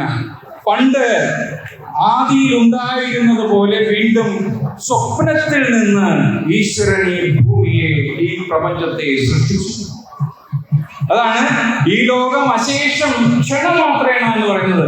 നിമിഷ നേരം കൊണ്ടാണ് സൃജിച്ച് ആലോകന മാത്രേണ ഭരിക്കുന്ന അനുവേലം. ആലോകനം കൊണ്ട്, നോട്ടം കൊണ്ട് ഭരിക്കുന്നു അല്ലേ? ഭദ്രകാളി അഷ്ടകത്തില് ഭഗവാൻ പറയുന്നുണ്ട്, ദേവിയുടെ പുരികക്കൊടികൾ കൊണ്ട്, അത് വാളാക്കിക്കൊണ്ട് നമ്മുടെ അധർമ്മ ചിന്തകളെയൊക്കെ അറുത്തു മാറ്റുന്നു. അപ്പൊ ഭഗവാന്റെ, ശിവന്റെ ഒരു ആലോകനം മതി ഈ പ്രപഞ്ചത്തെ നിലനിർത്താൻ. അവനൊന്ന് നോക്കിയാൽ മതി എല്ലായിടത്തേക്ക്, അവന്റെ കണ്ണെത്തിയാൽ മതി. ചിലയിടത്ത് അവന്റെ കണ്ണെത്തത്തില്ല. അവിടെയാണ് എന്ത് ചെയ്യുന്നത്? വേനൽ വരൾച്ചയൊക്കെ ഉണ്ടാകുന്നത് അല്ലേ? അയ്യോ ഈ വെയിൽ കൊണ്ട് വെന്തുരുകി വാടിയിടുന്നു നീ എന്നിയെ കയ്യേറിയിടുവതിന്നു കാണ്ടിലൊരുവൻ കാരുണ്യവാനാരഹോ പയ്യാർ നീ ജനമാഴിയിൽ പതിവതിൻ മുന്നേ പരന്നൊഴി പെയ്യാറാകണമേ ഘനാമ്പു നിലയ ഘനാമ്പു കൃപയ ഗംഗാ നദീധാമമേ. ചിലയിടങ്ങളിലേക്ക് ശിവന്റെ ആലോകനം എത്തത്തില്ല. കാരണം എന്താണെന്നറിയാവോ? അവിടെയുള്ളവർക്ക് ശിവനോട് ശ്രദ്ധയില്ല. ശിവനോട് ശ്രദ്ധയുള്ളിടത്തേക്കാണ് ശിവന്റെ ആലോകനം എത്താണ്. അതുകൊണ്ടാണ് പറയുന്നത് ഹാലാക്ഷൻ അധർമ്മിഷ്ഠനിൽ ഏറ്റവും പ്രതികൂലം എന്ന് പറയുന്നത് എന്താ? അങ്ങോട്ടേക്ക് നോക്കത്തില്ല. അധർമ്മിഷ്ഠരിലേക്ക് എന്ത് ചെയ്തില്ല? ഇവൻ നോക്കത്തില്ല. ഇവൻ ധർമ്മിഷ്ഠരിലേക്ക് നോക്കും. അപ്പോ വേനൽ വരൾച്ച ഉണ്ടായപ്പോഴത്തേക്ക് നെയ്യാറ്റിൻകരയിലെ കുറച്ചു പേര് ഗുരുവിനിടയ്ക്ക് ചെന്നു. ഭഗവാനെ കണ്ടില്ലയോ? അപ്പൊ നെയ്യാറൊക്കെ വറ്റി കിടക്കാണ്. ആശ്രമത്തിലും വെള്ളമില്ലാത്ത അവസ്ഥയാണ്. ഗുരു അവിടെ ഇങ്ങനെ ഇരിക്കുക. തൃപാദങ്ങളെ വെള്ളമില്ല, മഴയില്ല, ഞങ്ങൾ വളരെ ബുദ്ധിമുട്ടുകയാണ്. അപ്പൊ ഇവരുടെ സങ്കടം കേട്ടപ്പോൾ ഗുരു അല്പനേരം കണ്ണടച്ചിരുന്നിട്ട് എഴുതി കൊടുത്തതാണ് അർദ്ധനാരീശ്വര സ്തവം എന്ന് പറയുന്ന 5 പദ്യങ്ങൾ. അതിലാണ് ഞാൻ ഈ പാടി, അയ്യോ ഈ വെയിൽ കൊണ്ട് വെന്തുരുകി വാടിയിടുന്നു. നിന്റെ അതിശക്തമായിരിക്കുന്ന വെയിൽ, ഈ വെയിൽ ആര് തരുന്നതാണ്? സൂര്യൻ തരുന്നതാണ്. സൂര്യൻ ആരുടെ ശരീരമാണ്? ശിവന്റെ ശരീരമാണ്. ശിവന്റെ 8 ശരീരങ്ങളിൽ ഒന്നാണ് സൂര്യൻ. അവന്റെ താപം കൊണ്ട് വെന്തുരുകുന്നു. ഇവിടെ ജലാംശം ഇല്ലാണ്ടാകുന്നു. കയ്യേകിടുവതിന്ന് കാണിക്കൽ ഒരുവൻ കാരുണ്യവാൻ ആരാഹോ. നിന്നെ പോലെ ഒരുവൻ, നിനക്ക് മാത്രമേ ഞങ്ങളെ കൈപിടിച്ച് രക്ഷിക്കാനായിട്ട് സാധിക്കുകയുള്ളൂ. നീ അല്ലാതെ വേറെ ആരും ഞങ്ങളെ രക്ഷിക്കും. പയ്യാർ നീ ജനം ആഴിയിൽ പതിവതിന് മുന്നേ. ഈ ജനം വിശന്ന് വലഞ്ഞ്, ഈ വെയിൽ കൊണ്ട് എല്ലാം വെന്തുരുകി വാടി വിശന്ന് വലഞ്ഞ് അവര് ദുഃഖക്കടലിൽ പതിയുന്നതിന് മുൻപേ പെയ്യാറാകണമേ ഘനാമ്പ് കൃപയാ ഗംഗാനദീധാമമേ. എങ്ങനെ പെയ്യാറാകണമെന്ന് പറഞ്ഞാൽ പരന്നൊഴിയിൽ പെയ്യാറാകണം. ഇതാണ് ഗുരുവിന്റെ സമത്വബോധം എന്ന് പറയുന്നത്. പരന്ന് പെയ്യണമെന്നാ പറഞ്ഞത്. അല്ലാണ്ട് നെയ്യാറ്റിൻകര മാത്രം പെയ്യണം, അരുവിപ്പുറത്ത് മാത്രം പെയ്യണം എന്നല്ല പറഞ്ഞ, പരന്നൊഴിയിൽ പെയ്യണം. അപ്പോ ആവശ്യം നെയ്യാറ്റിൻകരക്കാരുള്ളതാണ്. നെയ്യാറ്റിൻകരക്കാർ ഒന്നടങ്കമാണോ ചെന്നിരിക്കുന്നത്? അല്ല, അതിൽ കുറച്ചു പേരാണ് ഗുരുവിന്റെ അടുക്കൽ ചെന്നിരിക്കുന്നത്. അപ്പൊ നിങ്ങളുടെ വീട്ടിലേക്ക് മാത്രം മഴ പെയ്താൽ മതിയോ? ഗുരുവിന്റെ അടുക്കൽ നമ്മളൊരു കാര്യം ആവശ്യപ്പെട്ടാൽ ഗുരു അത് അനുവദിച്ചു തരുന്നത് നമുക്ക് മാത്രമായിട്ടല്ല, എല്ലാവർക്കും ചെയ്യുന്നത്. ഇതാണ് ഗുരുവിന്റെ സമത്വം. അതുകൊണ്ടാണ് സോദരത്വേന വാഴുന്ന മാതൃകാസ്ഥാനം എന്ന് പറഞ്ഞാൽ ഗുരു നിൽക്കുന്ന എല്ലാവരുടെ മാതൃകാസ്ഥാനം. സോദരത്വേന വാഴുന്ന മാതൃകാസ്ഥാനമാണിതെന്ന് ഗുരു എപ്പോ പറഞ്ഞു അപ്പൊ തൊട്ട് മാതൃകാസ്ഥാനമാണത്. നമ്മളതിനെ മാം ഇതെന്ന് പറയുന്നതിന്റെ കാരണം എന്നറിയോ? നമ്മളത് അംഗീകരിച്ചിട്ടില്ല, അത്രേ ഉള്ളൂ. നമ്മളത് അംഗീകരിച്ചാലേ നമ്മുടെ മാതൃകാസ്ഥാനമാകത്തുള്ളൂ അല്ലേ? ഗുരു എപ്പോ പറഞ്ഞോ ഗുരു വാക്ക് എന്താണ്? അത് ഭരിക്കുന്നതാണ്. ഗുരു എപ്പോ പറഞ്ഞോ ഗുരുവിന്റെ ഉള്ളിൽ മാതൃകാസ്ഥാനം ഉണ്ടായിക്കഴിഞ്ഞു അല്ലെ? ഒരു മോഡൽ സ്പേസ് ഉണ്ടാക്കി വെച്ചു. എന്താണ്? ഇവിടെ ജാതി ഭേദമില്ല, മതദ്വേഷമില്ല, ഏവരും, അതായത് മനുഷ്യർ മാത്രമല്ല പക്ഷി മൃഗാദികളടക്കം സോദരത്വേനെ വാഴുന്ന സ്ഥലമാണിത്. ഒരു മോഡൽ ഉണ്ടാക്കി വെച്ചു. ഇനി അത് എന്തെങ്കിലും ആകുന്നതാണോ? അല്ല, മോഡൽ ഉണ്ടാക്കി വെച്ചിട്ട് വർക്ക് തുടങ്ങി. വർക്കിന്റെ ഉദ്ദേശം എന്താണ്? മാതൃകാസ്ഥാനം ഉണ്ടാക്കുക. അതിന്റെ ഒരു ത്രിമാന മോഡലാണ് അരുവിപ്പുറം എന്ന് പറയുന്നത്. ഗുരു ഉണ്ടാക്കിയ മാതൃകാസ്ഥാനത്തിന്റെ ഒരു മോഡലാണിത് അരുവിപ്പുറം എന്ന് പറയുന്നത്. അതവിടെ ഉണ്ടാക്കി വെച്ചു. എന്നിട്ട് ഗുരു പ്രഖ്യാപിക്കുകയാണ്, ഇതാണ് ഇനി ചെയ്യാൻ പോകുന്നത്. അതിന്റെ ഇലാബറേഷൻ ആണ് പിന്നീട് ചെയ്തത്. അതെന്താണ്? എല്ലാവർക്കും ഇവിടെ ജനിച്ച എല്ലാവർക്കും. ഇപ്പോഴും നമ്മുടെ രാജ്യത്ത് ദാരിദ്ര്യം ഉണ്ടല്ലേ? പട്ടിണി കിടക്കുന്നവരുണ്ടല്ലേ? ഭക്ഷണം വെറുതെ കളയുന്നവരുണ്ടല്ലേ? നമ്മുടെ ഹോട്ടലുകളിൽ നിന്ന്, നമ്മുടെ കൺവെൻഷൻ സെന്ററുകളിൽ നടത്തുന്ന ലക്ഷക്കണക്കിന് രൂപ പൊടിച്ച് നടത്തുന്ന വിവാഹാഘോഷങ്ങളിൽ നിന്ന് എത്രയോ ഭക്ഷണമാണ് വെറുതെ പോകുന്നതെന്നറിയോ? അവിടെ ഭക്ഷണം കഴിക്കാത്തവനല്ല ചെന്ന് കഴിക്കുന്നത്, തിന്നുമെടുത്തവനല്ല ചെന്ന് കഴിക്കുന്നത്. അവന് വെറൈറ്റി വേണം. തിന്നുമെടുത്തവന് വെറൈറ്റി വേണം. അല്ലാത്തവൻ എന്തെങ്കിലും കിട്ടിയാൽ മതി. ചോറ് കിട്ടിയാൽ മതി, കറിയില്ലെങ്കിലും കുഴപ്പമില്ല. വിശക്കുന്നവൻ, വിശപ്പാണ് അവന്റെ കറി എന്ന് പറയും. പക്ഷേ വലിയ വിശപ്പൊന്നും ഇല്ല എന്നുണ്ടെങ്കിൽ അവൻ ചോദിക്കും, ചോറേ ഉള്ളോ, ഫ്രൈഡ് റൈസ് ഇല്ലേന്ന് ചോദിക്കും, ബിരിയാണി വെക്കാത്തത് എന്തെന്ന് ചോദിക്കും. എന്നിട്ട് കുറേ പേര് ലോകത്ത് പട്ടിണി കിടക്കുകയാണ്. എന്നിട്ട് നമ്മൾ പറയുന്നത് ദൈവത്തിന് കണ്ണില്ലേ എന്ന് ചോദിക്കുന്നു. സൊമാലിയ പട്ടിണി കിടന്നാൽ നമ്മൾ ചോദിക്കും, ദൈവത്തിന് കണ്ണില്ലേ എന്ന് ചോദിക്കും. ദൈവത്തിനല്ല കണ്ണില്ലാണ്ടായത്, നമുക്കാ കണ്ണില്ലാണ്ടായത്. കാരണം എന്താണ്? ഈ പ്രപഞ്ചത്തിലെ ഒരു ചെറിയ ജീവി, ഗുരു അതിന് ഏറ്റവും ചെറിയ ജീവിക്ക്, നമുക്ക് കാണാവുന്ന ജീവിക്ക് ഒരു പേരിട്ടു, എന്താ? എറുമ്പ് അല്ലെ? ആ ഒരു എറുമ്പ് ജനിച്ച് അത് എത്ര ദിവസം ജീവിക്കുമോ അത്രയും ദിവസം അതിന് കഴിക്കാനുള്ള ആഹാരം, അതിന് നടക്കാനുള്ള സ്പേസ് കണ്ടുകൊണ്ടാണ് ദൈവം അതിനെ സൃഷ്ടിക്കുന്നത്. അപ്പൊ ഇവിടെ ഏത് ജീവി ജനിച്ചിട്ടുണ്ടോ അതിന് മരിക്കുന്നത് വരെയുള്ള ഭക്ഷണം ഇവിടെ ഉണ്ട്. പിന്നെ എന്തുകൊണ്ട് കിട്ടുന്നില്ല എന്ന് ചോദിച്ചാൽ ഒറ്റ ഉത്തരവേ ഉള്ളൂ, അവിവേകികളായിരിക്കുന്നവര് മറ്റവന്റെ ഭക്ഷണം കൂടി എടുത്തു വെച്ച് സ്റ്റോർ ചെയ്യുന്നു. നമ്മൾ ശേഖരിച്ച് വെക്കുമ്പോൾ നമ്മളൊന്ന് ആലോചിച്ച് നോക്കുക, ആകെ വിതരണം ചെയ്തിരിക്കുന്നതിൽ നിന്നാണ് നമ്മൾ ശേഖരിച്ച് വെക്കുന്നത്. അപ്പൊ അതിന്റെ അർത്ഥം എന്താണ്? നമ്മളിത് ശേഖരിക്കും തോറും ആരൊക്കെയോ പട്ടിണി കിടക്കുന്നു, ആരൊക്കെയോ കഴിക്കാതെ കിടക്കുന്നു. ഈ ഈക്വൽ ഡിസ്ട്രിബ്യൂഷൻ ആണ് ഗുരു ഉദ്ദേശിക്കുന്ന സമത്വം എന്ന് പറയുന്നത്. ആ ഈക്വൽ ഡിസ്ട്രിബ്യൂഷൻ വേണമെന്നുണ്ടെങ്കിൽ കുറെ പേരെ പിടിച്ചു നിർത്തി പട്ടാളത്തെ അണിനിരത്തിയിട്ട് ഈ സ്റ്റേറ്റിൽ ഇനി അങ്ങനെയൊന്നും സമ്പാദ്യമൊന്നും പാടില്ല എന്ന് പറയുന്നതിനല്ല, വിവേകം ഉണ്ടാക്കി കൊടുക്കുക. എന്താണ്? അവൻ ഇവനെന്നറിയുന്നതൊക്കെ ഓർത്താൽ അവനീലാദിമമായൊരാത്മരൂപം, അവനവൻ ആത്മസുഖത്തിനാചരിക്കുന്നവ അവരന്നു സുഖത്തിനായി വരേണം. ഇതാണ് തിയറി. ഈ തിയറി പഠിക്കുക. അവനവന്റെ സുഖം അപരന്റെ സുഖത്തിനായി വരണം. അവനവന്റെ സുഖത്തിന് ആചരിക്കുന്നതൊക്കെ അപരന്റെ സുഖത്തിനായി വരണം. അപ്പോ ഞാൻ ഈ സമയത്തുണ്ടാൽ നീ ഉണ്ടോ എന്നെങ്കിലും ചോദിക്കുക, അല്ലെ? നീ കഴിച്ചോ എന്ന് ചോദിക്കുക, നീ ഭക്ഷണം കഴിച്ചോ എന്ന് ചോദിക്കുക. കഴിച്ചില്ലെങ്കിൽ പകുക്കുക. സ്വന്തം പാത്രത്തിലിരിക്കുന്നത് പകുക്കുക, അല്ലാതെ അമ്മ കഴിക്കാൻ വെച്ചിരിക്കുന്ന എടുത്തുകൊണ്ട് പോകുമല്ലോ വേണം. സ്വന്തം പാത്രത്തിൽ ഈ നേരം എനിക്ക് കിട്ടിയത് പകുത്ത് അവന് കൊടുക്കുക. ഇതാണ് വിവേകം എന്ന് പറയുന്നത്. ഈ വിവേകമാണ് ഭക്തി കൊണ്ട് ഉണ്ടാക്കാൻ ഗുരു ശ്രമിച്ചത്. അതാണ് പരന്നൂഴിയിൽ തയ്യാറാകണമെന്ന് പറഞ്ഞത്, അല്ലാണ്ട് നെയ്യാറ്റിൻകര തയ്യാറാകണമെന്നല്ല പറഞ്ഞത്. ഈ സമത്വബോധമാണ് ഗുരു ലോകത്തിന് മുന്നിൽ വെച്ചത്. ഈ സമത്വബോധത്തിലേക്ക് എത്തിച്ചേരാനാണ് ഗുരു ഭക്തിയെ പ്രോത്സാഹിപ്പിച്ചത്. ഭക്തിയിലൂടെ അല്ലാതെ എല്ലാവരും ആത്മസഹോദരനല്ലേ പറയേണ്ടതിതോർക്കുകയില്ല.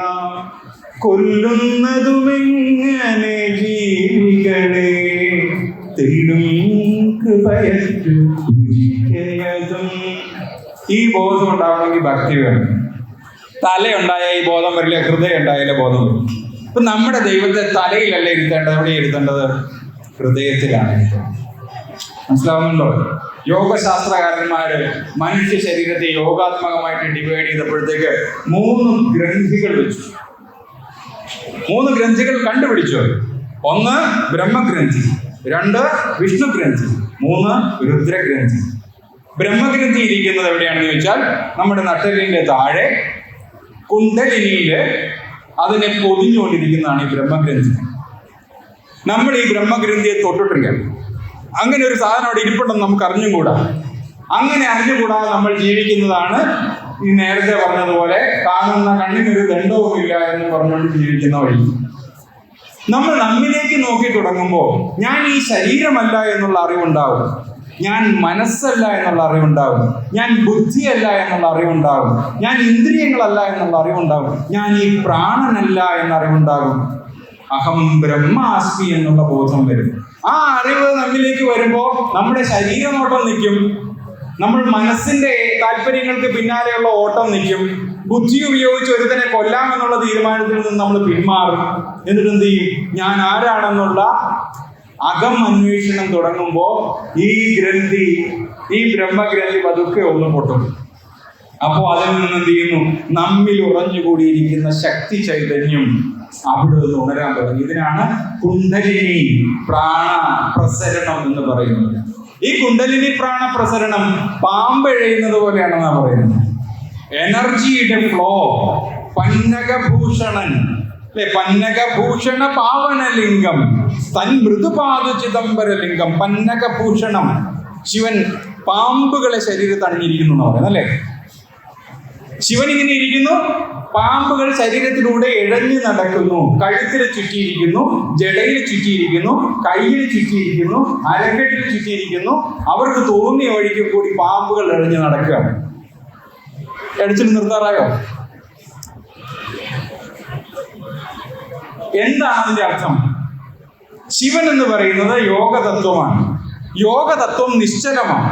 അതിനെ ഗുരു വിളിച്ച പേരാണ് മൗന ഘനാമൃതാബ്ധി അല്ലെ. മൗനമാണ് അറിവ് എന്ന് പറയുന്നത്. മനസ്സിലാവുന്നുണ്ടോ? വാദിനാം വാദിനേ വാചമ്യമാനാം മൗനഭാഗിനേ സർവലോകാനുരൂപായ തസ്മൈ ശ്രീ ഗുരവേ നമഃ. വാദിക്കുന്നവരോട് വാദിക്കുന്നു. എന്താണ്? ചോദ്യം ചോദിക്കുന്നവർക്ക് ഉത്തരം പറഞ്ഞു കൊടുക്കുന്നു. വാചം യമാന മൗനഭാജിനെ, ചോദ്യം ഒന്നും ചോദിക്കാതെ സ്വയം കീഴടങ്ങി വന്ന് നിൽക്കുന്നവന് മൗനത്തിലൂടെ ഉത്തരം കൊടുക്കുന്നു. ശിഷ്യൻ എന്ന് പറയുന്ന ഭക്തൻ എന്ന് പറയുന്നതും തമ്മിൽ വ്യത്യാസമുണ്ട്. ഭക്തൻ വന്ന് ചോദ്യം ചോദിക്കും, എനിക്ക് അത് വേണം ഇത് വേണം എന്നൊക്കെ ദൈവത്തോട് പറയും. ശിഷ്യൻ എന്ത് ചെയ്തില്ല? ഒന്നും വേണ്ടതില്ല. കാരണം എന്താ? ശിഷ്യനറിയാം എന്നേക്കാൾ കൂടുതൽ എൻ്റെ ആവശ്യം ഗുരുവിനറിയാം. അതുകൊണ്ടൊന്നും ചോദിക്കേണ്ടതില്ല. അവൻ അവിടെ ചെന്ന് നിൽക്കും, ഗുരു പറയുന്നത് ചെയ്തു കൊടുക്കും. ഗുരു എന്താണ് ആവശ്യപ്പെടുന്നത് അവൻ അത് ചെയ്തു കൊടുക്കും. അവനോട് മൗനത്തിലാണ് ഗുരു സംസാരിക്കുന്നത്. ദക്ഷിണാമൂർത്തി തന്റെ 4 ശിഷ്യന്മാര് സനക സനന്ദ സനത്കുമാര സനാതനന്മാരോട് മൗനഭാഷയിലാണ് സംസാരിക്കുന്നതെന്ന് പറയുന്നത്. ആദ്യത്തെ ഗുരു ദക്ഷിണാമൂർത്തിയും ആദ്യത്തെ ശിഷ്യന്മാരും ഒരു 4 പേരുമാണ്. അവരിപ്പോഴും ഇവിടെ തന്നെയുണ്ട്. അവരാരും മരിച്ചു പോകുന്നവരല്ല. അവരിൽ നിന്ന് പൊട്ടിക്കുളയ്ക്കുന്നവരാണ് നമ്മളെല്ലാവരും. നമുക്ക് ആരോടെങ്കിലും ശിഷ്യത്വം തോന്നിക്കഴിഞ്ഞാൽ നമ്മളിൽ സനകന്റെയോ സനന്ദന്റെയോ സനത്കുമാരന്റെയോ സനാതനന്റെയോ അംശം അപ്പോൾ പ്രവർത്തിക്കുന്നു എന്നാണ് അതിലൊക്കെ. മനസ്സിലാവുന്നുണ്ടോ? ഇതെല്ലാം ഇവിടെ ഇങ്ങനെ തുടർന്നുകൊണ്ടിരിക്കുന്ന ഒരു പ്രോസസ്സാണ്. ഈ പ്രോസസ്സിന്റെ ഭാഗമായിട്ട് സംഭവിക്കുന്നതാണ് ഈ പ്രപഞ്ച ചലനം എന്ന് പറയുന്നത്. ആ പ്രപഞ്ച ചലനം എവിടെ സംഭവിക്കുന്നു? ഇവിടെ ഇപ്പൊ കുറെ കുട്ടികൾ ഡാൻസ് കളിച്ചു അല്ലേ. എവിടാണ് അവർ ഡാൻസ് കളിച്ചത്? അവർ ഈ സ്റ്റേജിലാണ് കളിച്ചത്. എന്തുകൊണ്ടാണ് അവർ ഈ സ്റ്റേജിൽ കയറി കളിച്ചത്? ഇവരെത്ര ചാടിയാലും ഈ സ്റ്റേജ് അനങ്ങത്തില്ല എന്നറിയാവുന്നതുകൊണ്ടാണ് അവർ കളിച്ചത് അല്ലെ. ഇവരാടുന്നതനുസരിച്ച് സ്റ്റേജ് കൂടി ആടിയിരുന്നെങ്കിൽ ഈ കുട്ടികൾ ആരെങ്കിലും കളിക്കാൻ വരുമോ? ഇനി അവർക്ക് പേടിയാണ് അല്ലേ. അപ്പൊ ഈ പ്രപഞ്ചം മുഴുവൻ ചലിക്കുന്നത് അവരെ ചലിപ്പിക്കുന്ന ഒരു അടിത്തറയുടെ ഉള്ളതുകൊണ്ടാണ്. അതിന് ചലനം ഉണ്ടാവത്തില്ല, അത് അനങ്ങത്തില്ല എന്നറിഞ്ഞുകൊണ്ടാണ്. ആ അടിത്തറയുടെ പേരാണ് ശിവൻ. അവനിലാണ് ഇത് മുഴുവനും ചലിച്ചുകൊണ്ടിരിക്കുന്നത്. അവനിൽ ഈ പ്രപഞ്ചം ചലിച്ചുകൊണ്ടിരിക്കുന്നു എന്നുള്ളതിന്റെ അർത്ഥമാണ് പാമ്പുകൾ എഴഞ്ഞുകൊണ്ടിരിക്കുന്നു എന്ന് പറയുന്നത്. മനസ്സിലാവുന്നുണ്ടോ? പന്നകം എന്ന് പറയുന്നത് എന്താണ്? വേവ് മോഷൻ നടത്തുന്നത് എന്നർത്ഥം. മനസ്സിലാവുന്നുണ്ടോ? തരംഗ ചലനമാണെന്ത് പന്നകം എന്ന് പറയുന്നത്. ഒരു പാമ്പ് എഴുതുന്നത് എങ്ങനെയാണ്? തരംഗമായിട്ടാണ് എഴുതുന്നത്. എനർജി സഞ്ചരിക്കുന്നത് എങ്ങനെയാണ്? ഭൗതിക ശാസ്ത്രം പഠിച്ചിട്ടുള്ളവരുണ്ടെങ്കിൽ അറിയാം. എനർജി സഞ്ചരിക്കുന്നത് വേവ് മോഷനാണ്, തരംഗ ചലനമായിട്ടാണ്. അപ്പോ നിശ്ചലമായിരിക്കുന്ന ശിവതത്വത്തിൽ ഊർജ തരംഗങ്ങൾ ഇങ്ങനെ സഞ്ചരിച്ചുകൊണ്ടിരിക്കുന്നതിനെയാണ് ശിവന്റെ ദേഹത്തിലൂടെ പാമ്പുകൾ എഴുതുന്നു എന്ന് പറയുന്നത്. കുണ്ടലിനി പാട്ട് അതിന്റെ അടിസ്ഥാനത്തിലാണ് എഴുതുന്നത്. ആടുപാമ്പേ പുനം തേടു പാമ്പേ അരുളാനന്ദ കൂത്തു കണ്ടാടു പാമ്പേ തിങ്കളും കൊന്നയും ചൂടുമിശൻ പദ പങ്കജം ചേർന്നു നിന്നാടു പാമ്പേ. എന്താണ് ഈ പാമ്പ്? ഏതാണ് ഈ ജീവബോധം? അത് അവനിലാണ് ആടുന്നത്, ശിവതത്വത്തിലാണ് ആടുന്നത്. ഓമെന്ന് തൊട്ടൊരു കോടി മന്ത്രപ്പൊരുൾ നാം എന്നറിഞ്ഞു നിന്നാട് പാമ്പ്. കോടിക്കണക്കിന് മന്ത്രപ്പൊരുളാണ് ഈ പ്രപഞ്ചം എന്ന് പറയുന്നത്. അത് നാമാണ്, അത് ശിവനാണ് എന്നറിഞ്ഞുകൊണ്ട് പാടുന്നു. ശിവനാണ് എല്ലാത്തിൻ്റെയും അടിസ്ഥാനമെന്നും ശിവതത്വമാണ് ഈ പ്രപഞ്ചത്തിന്റെ അടിത്തറയെന്നും അതിൽ നിന്നുകൊണ്ട് കുറച്ചു കാലത്തേക്ക് ആടുന്ന പാമ്പുകളാണ് നാം എന്നും നമ്മൾ അറിഞ്ഞിരിക്കണം. കോലത്തുകരയിൽ ഇത്രയും ദിവസത്തെ ഉത്സവത്തിനിടയ്ക്ക് ഇന്നൊരു ദിവസം കഷ്ടിച്ച് 1 മണിക്കൂർ കിട്ടിയത് വെച്ചിട്ട് എനിക്ക് നിങ്ങളോട് പറയാനായിട്ട് ഇത് മാത്രമേ ഉള്ളൂ. പറയാൻ തുടങ്ങിയ ഒരു കൃതി പോലും നമ്മൾ കൃത്യമായിട്ട് പറഞ്ഞു. ഞാൻ ഓടിച്ച് അവിടുന്ന് ഇവിടുന്നും സദ്യക്ക് മുമ്പ് ടേസ്റ്റ് നോക്കാൻ കൊടുത്തതുപോലെ കുറേശ്ശെ എടുത്ത് നാക്കിൽ വെച്ച് തന്നതാണ്. ശരിക്കും പറഞ്ഞാൽ ഇതുപോലുള്ള ശിവക്ഷേത്രാങ്കണങ്ങളിലൊക്കെ നടത്തേണ്ടത് ശിവജ്ഞാനയജ്ഞമാണ്. ഈ 15 കൃതികളും എടുത്ത് ദിവസങ്ങളോളം സംസാരിച്ചാൽ എന്തിനീ ക്ഷേത്രം ഇവിടെ നിലനിൽക്കുന്നു നമുക്ക് മനസ്സിലാക്കും. അത് ആറാട്ട് നടത്താനോ ആന എഴുന്നള്ളിക്കാനോ അല്ല എന്ന് നമുക്ക് പിടികിട്ടും. എന്തിനു വേണ്ടിയിട്ടാണ്?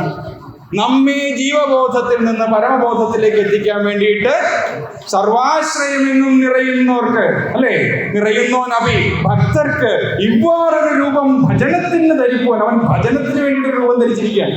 നമുക്ക് കണ്ടു തൊഴാൻ ഒരു രൂപം ധരിച്ചിരിക്കുകയാണ്. അല്ലാണ്ട് അവൻ വെറും ശിവലിംഗമല്ല, അവൻ സർവാശ്രയമാണ്, എങ്ങും നിറയുന്നവനാണ്.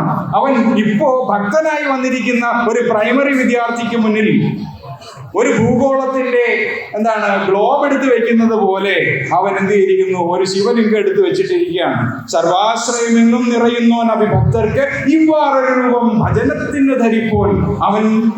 അവനോട് എന്താണ് പ്രാർത്ഥിക്കേണ്ടത്? ആലസ്യമൊഴിച്ച് ആ പരബോധം തരണം. എനിക്ക് പലതരത്തിലുള്ള ആലസ്യമുണ്ട്. എനിക്ക് ഞാൻ ആരാണെന്ന് അറിഞ്ഞുകൂടാ, ഞാൻ എന്തിന് ജനിച്ചു എന്ന് അറിഞ്ഞുകൂടാ, ഈ ലോകം എന്താണെന്ന് അറിഞ്ഞുകൂടാ, ഈ ലോകം എങ്ങനെ ഉണ്ടായി എന്ന് അറിഞ്ഞുകൂടാ. ഞാൻ അന്നാദിയിൽ പ്രിയമുയർന്ന് നടക്കുന്ന അലസനാണ്. ഈ ആലസ്യം കളഞ്ഞിട്ട് ആ പരബോധം തരണം. കോലത്തുകര കോവിലിൽ വാഴും പരമേശ്വരൻ ഭഗവാൻ നിങ്ങൾക്ക് എല്ലാവർക്കും ആ ആലസ്യം ഒഴിച്ച പരബോധം തരട്ടെ. ഞാൻ ഈ പറഞ്ഞ വാക്കുകൾ നിങ്ങളുടെ ബോധത്തിൽ എവിടെയെങ്കിലും ഒരു ശിവസ്പന്ദനത്തെ ഉണ്ടാക്കിയിട്ടുണ്ടെന്നുണ്ടെങ്കിൽ അത് ആ പരമകാരുണികന്റെ കഴിവാണ്. എന്റെ വാക്കോ എന്റെ ആശയമോ എന്നോട് കൂടി മരിച്ചു പോകുന്നതാണ്. പക്ഷേ ആ ആശയത്തെ ഉണ്ടാക്കിയ സത്യം ഈ ശരീരമില്ലാതായാലും മറ്റൊരു ശരീരത്തിലൂടെ പ്രതിഫലിച്ചുകൊണ്ടേയിരിക്കും. അതാ ഗുരു പറഞ്ഞത്, ഈ കാച്ചില് വീണ്ടും പൊട്ടിമുളയ്ക്കും. ഗുരു എന്ന് പറയുന്ന ബോധം ഇപ്പോഴും ഇവിടെ കിടപ്പുണ്ട്. ഗുരുവിന്റെ ശരീരമേ മറിഞ്ഞിട്ടുള്ളൂ. ഗുരു എന്ന് പറയുന്ന ബോധം ഇപ്പോഴും ഇവിടെ ഉണ്ട്. ആ ബോധമാണ് ഇപ്പൊ സംസാരിക്കുന്നത്. ആ ബോധമാണ് ഇവിടെ കേട്ടുകൊണ്ടിരിക്കുന്നത്. അത് കാച്ചിൽ മുളയ്ക്കുന്നത് പോലെയാണ്, മഴയത്ത് കാച്ചിൽ മുളയ്ക്കുന്നത് പോലെയാണ്, വെയിലത്തുണങ്ങുന്നത് പോലെയാണ്. ഇതിങ്ങനെ മാറി മാറി വന്നുകൊണ്ടേയിരിക്കും. ഇതാണ് ജനനം എന്ന് പറയുന്നത്, ജര എന്ന് പറയുന്നത്, മരണം എന്ന് പറയുന്നത്. ഇതിനെ ഇല്ലാതാക്കുന്നവൻ അതാണ് ആര്? ശിവൻ. അവന്റെ രൂപമാണ് ശിവസ്വരൂപം എന്ന് പറയുന്നത്. അപ്പോ ബ്രഹ്മമുഖാമരവന്ദിതലിംഗം ജന്മജരാമരണാന്തരലിംഗം കർമ്മനിവാരണ കൗശലലിംഗം. കർമ്മത്തെ അസംഗമാക്കിക്കൊണ്ട് സമർപ്പിതമാക്കിക്കൊണ്ട് ഫലേച്ഛ ഇല്ലാതെയാക്കി മാറ്റുന്നവൻ കർമ്മനിവാരണ കൗശലലിംഗം. കൗശലമാണ്. തൻമൃദുപാദ ചിദംബരലിംഗം. ഓം തത്സത്. ഓം ഗുരുവർപ്പണമസ്തു. ഗുരുഭ്യോ നമഃ. ഇത്രയും നേരം വാക്കുകൾ കേട്ടിരുന്ന എല്ലാ മഹത്വങ്ങളും ഈ ഗുരുഭക്തന്റെ വിനീതമായ പ്രണാമം. ഇങ്ങനെ ഒരു അവസരം ഇവിടെ നൽകിയ എൻ്റെ ആത്മസഹോദരങ്ങളായിരിക്കുന്ന കോലത്തേര ക്ഷേത്ര കമ്മിറ്റിക്ക് എല്ലാവിധത്തിലുമുള്ള ഭഗവാന്റെ അനുഗ്രഹം ഉണ്ടാവട്ടെ. നിങ്ങൾക്ക് എല്ലാവർക്കും ഭഗവാന്റെ അനുഗ്രഹം ലഭിക്കട്ടെ എന്ന് പ്രാർത്ഥിച്ചുകൊണ്ട് വിടവാങ്ങുന്നു. നന്ദി, നമസ്കാരം.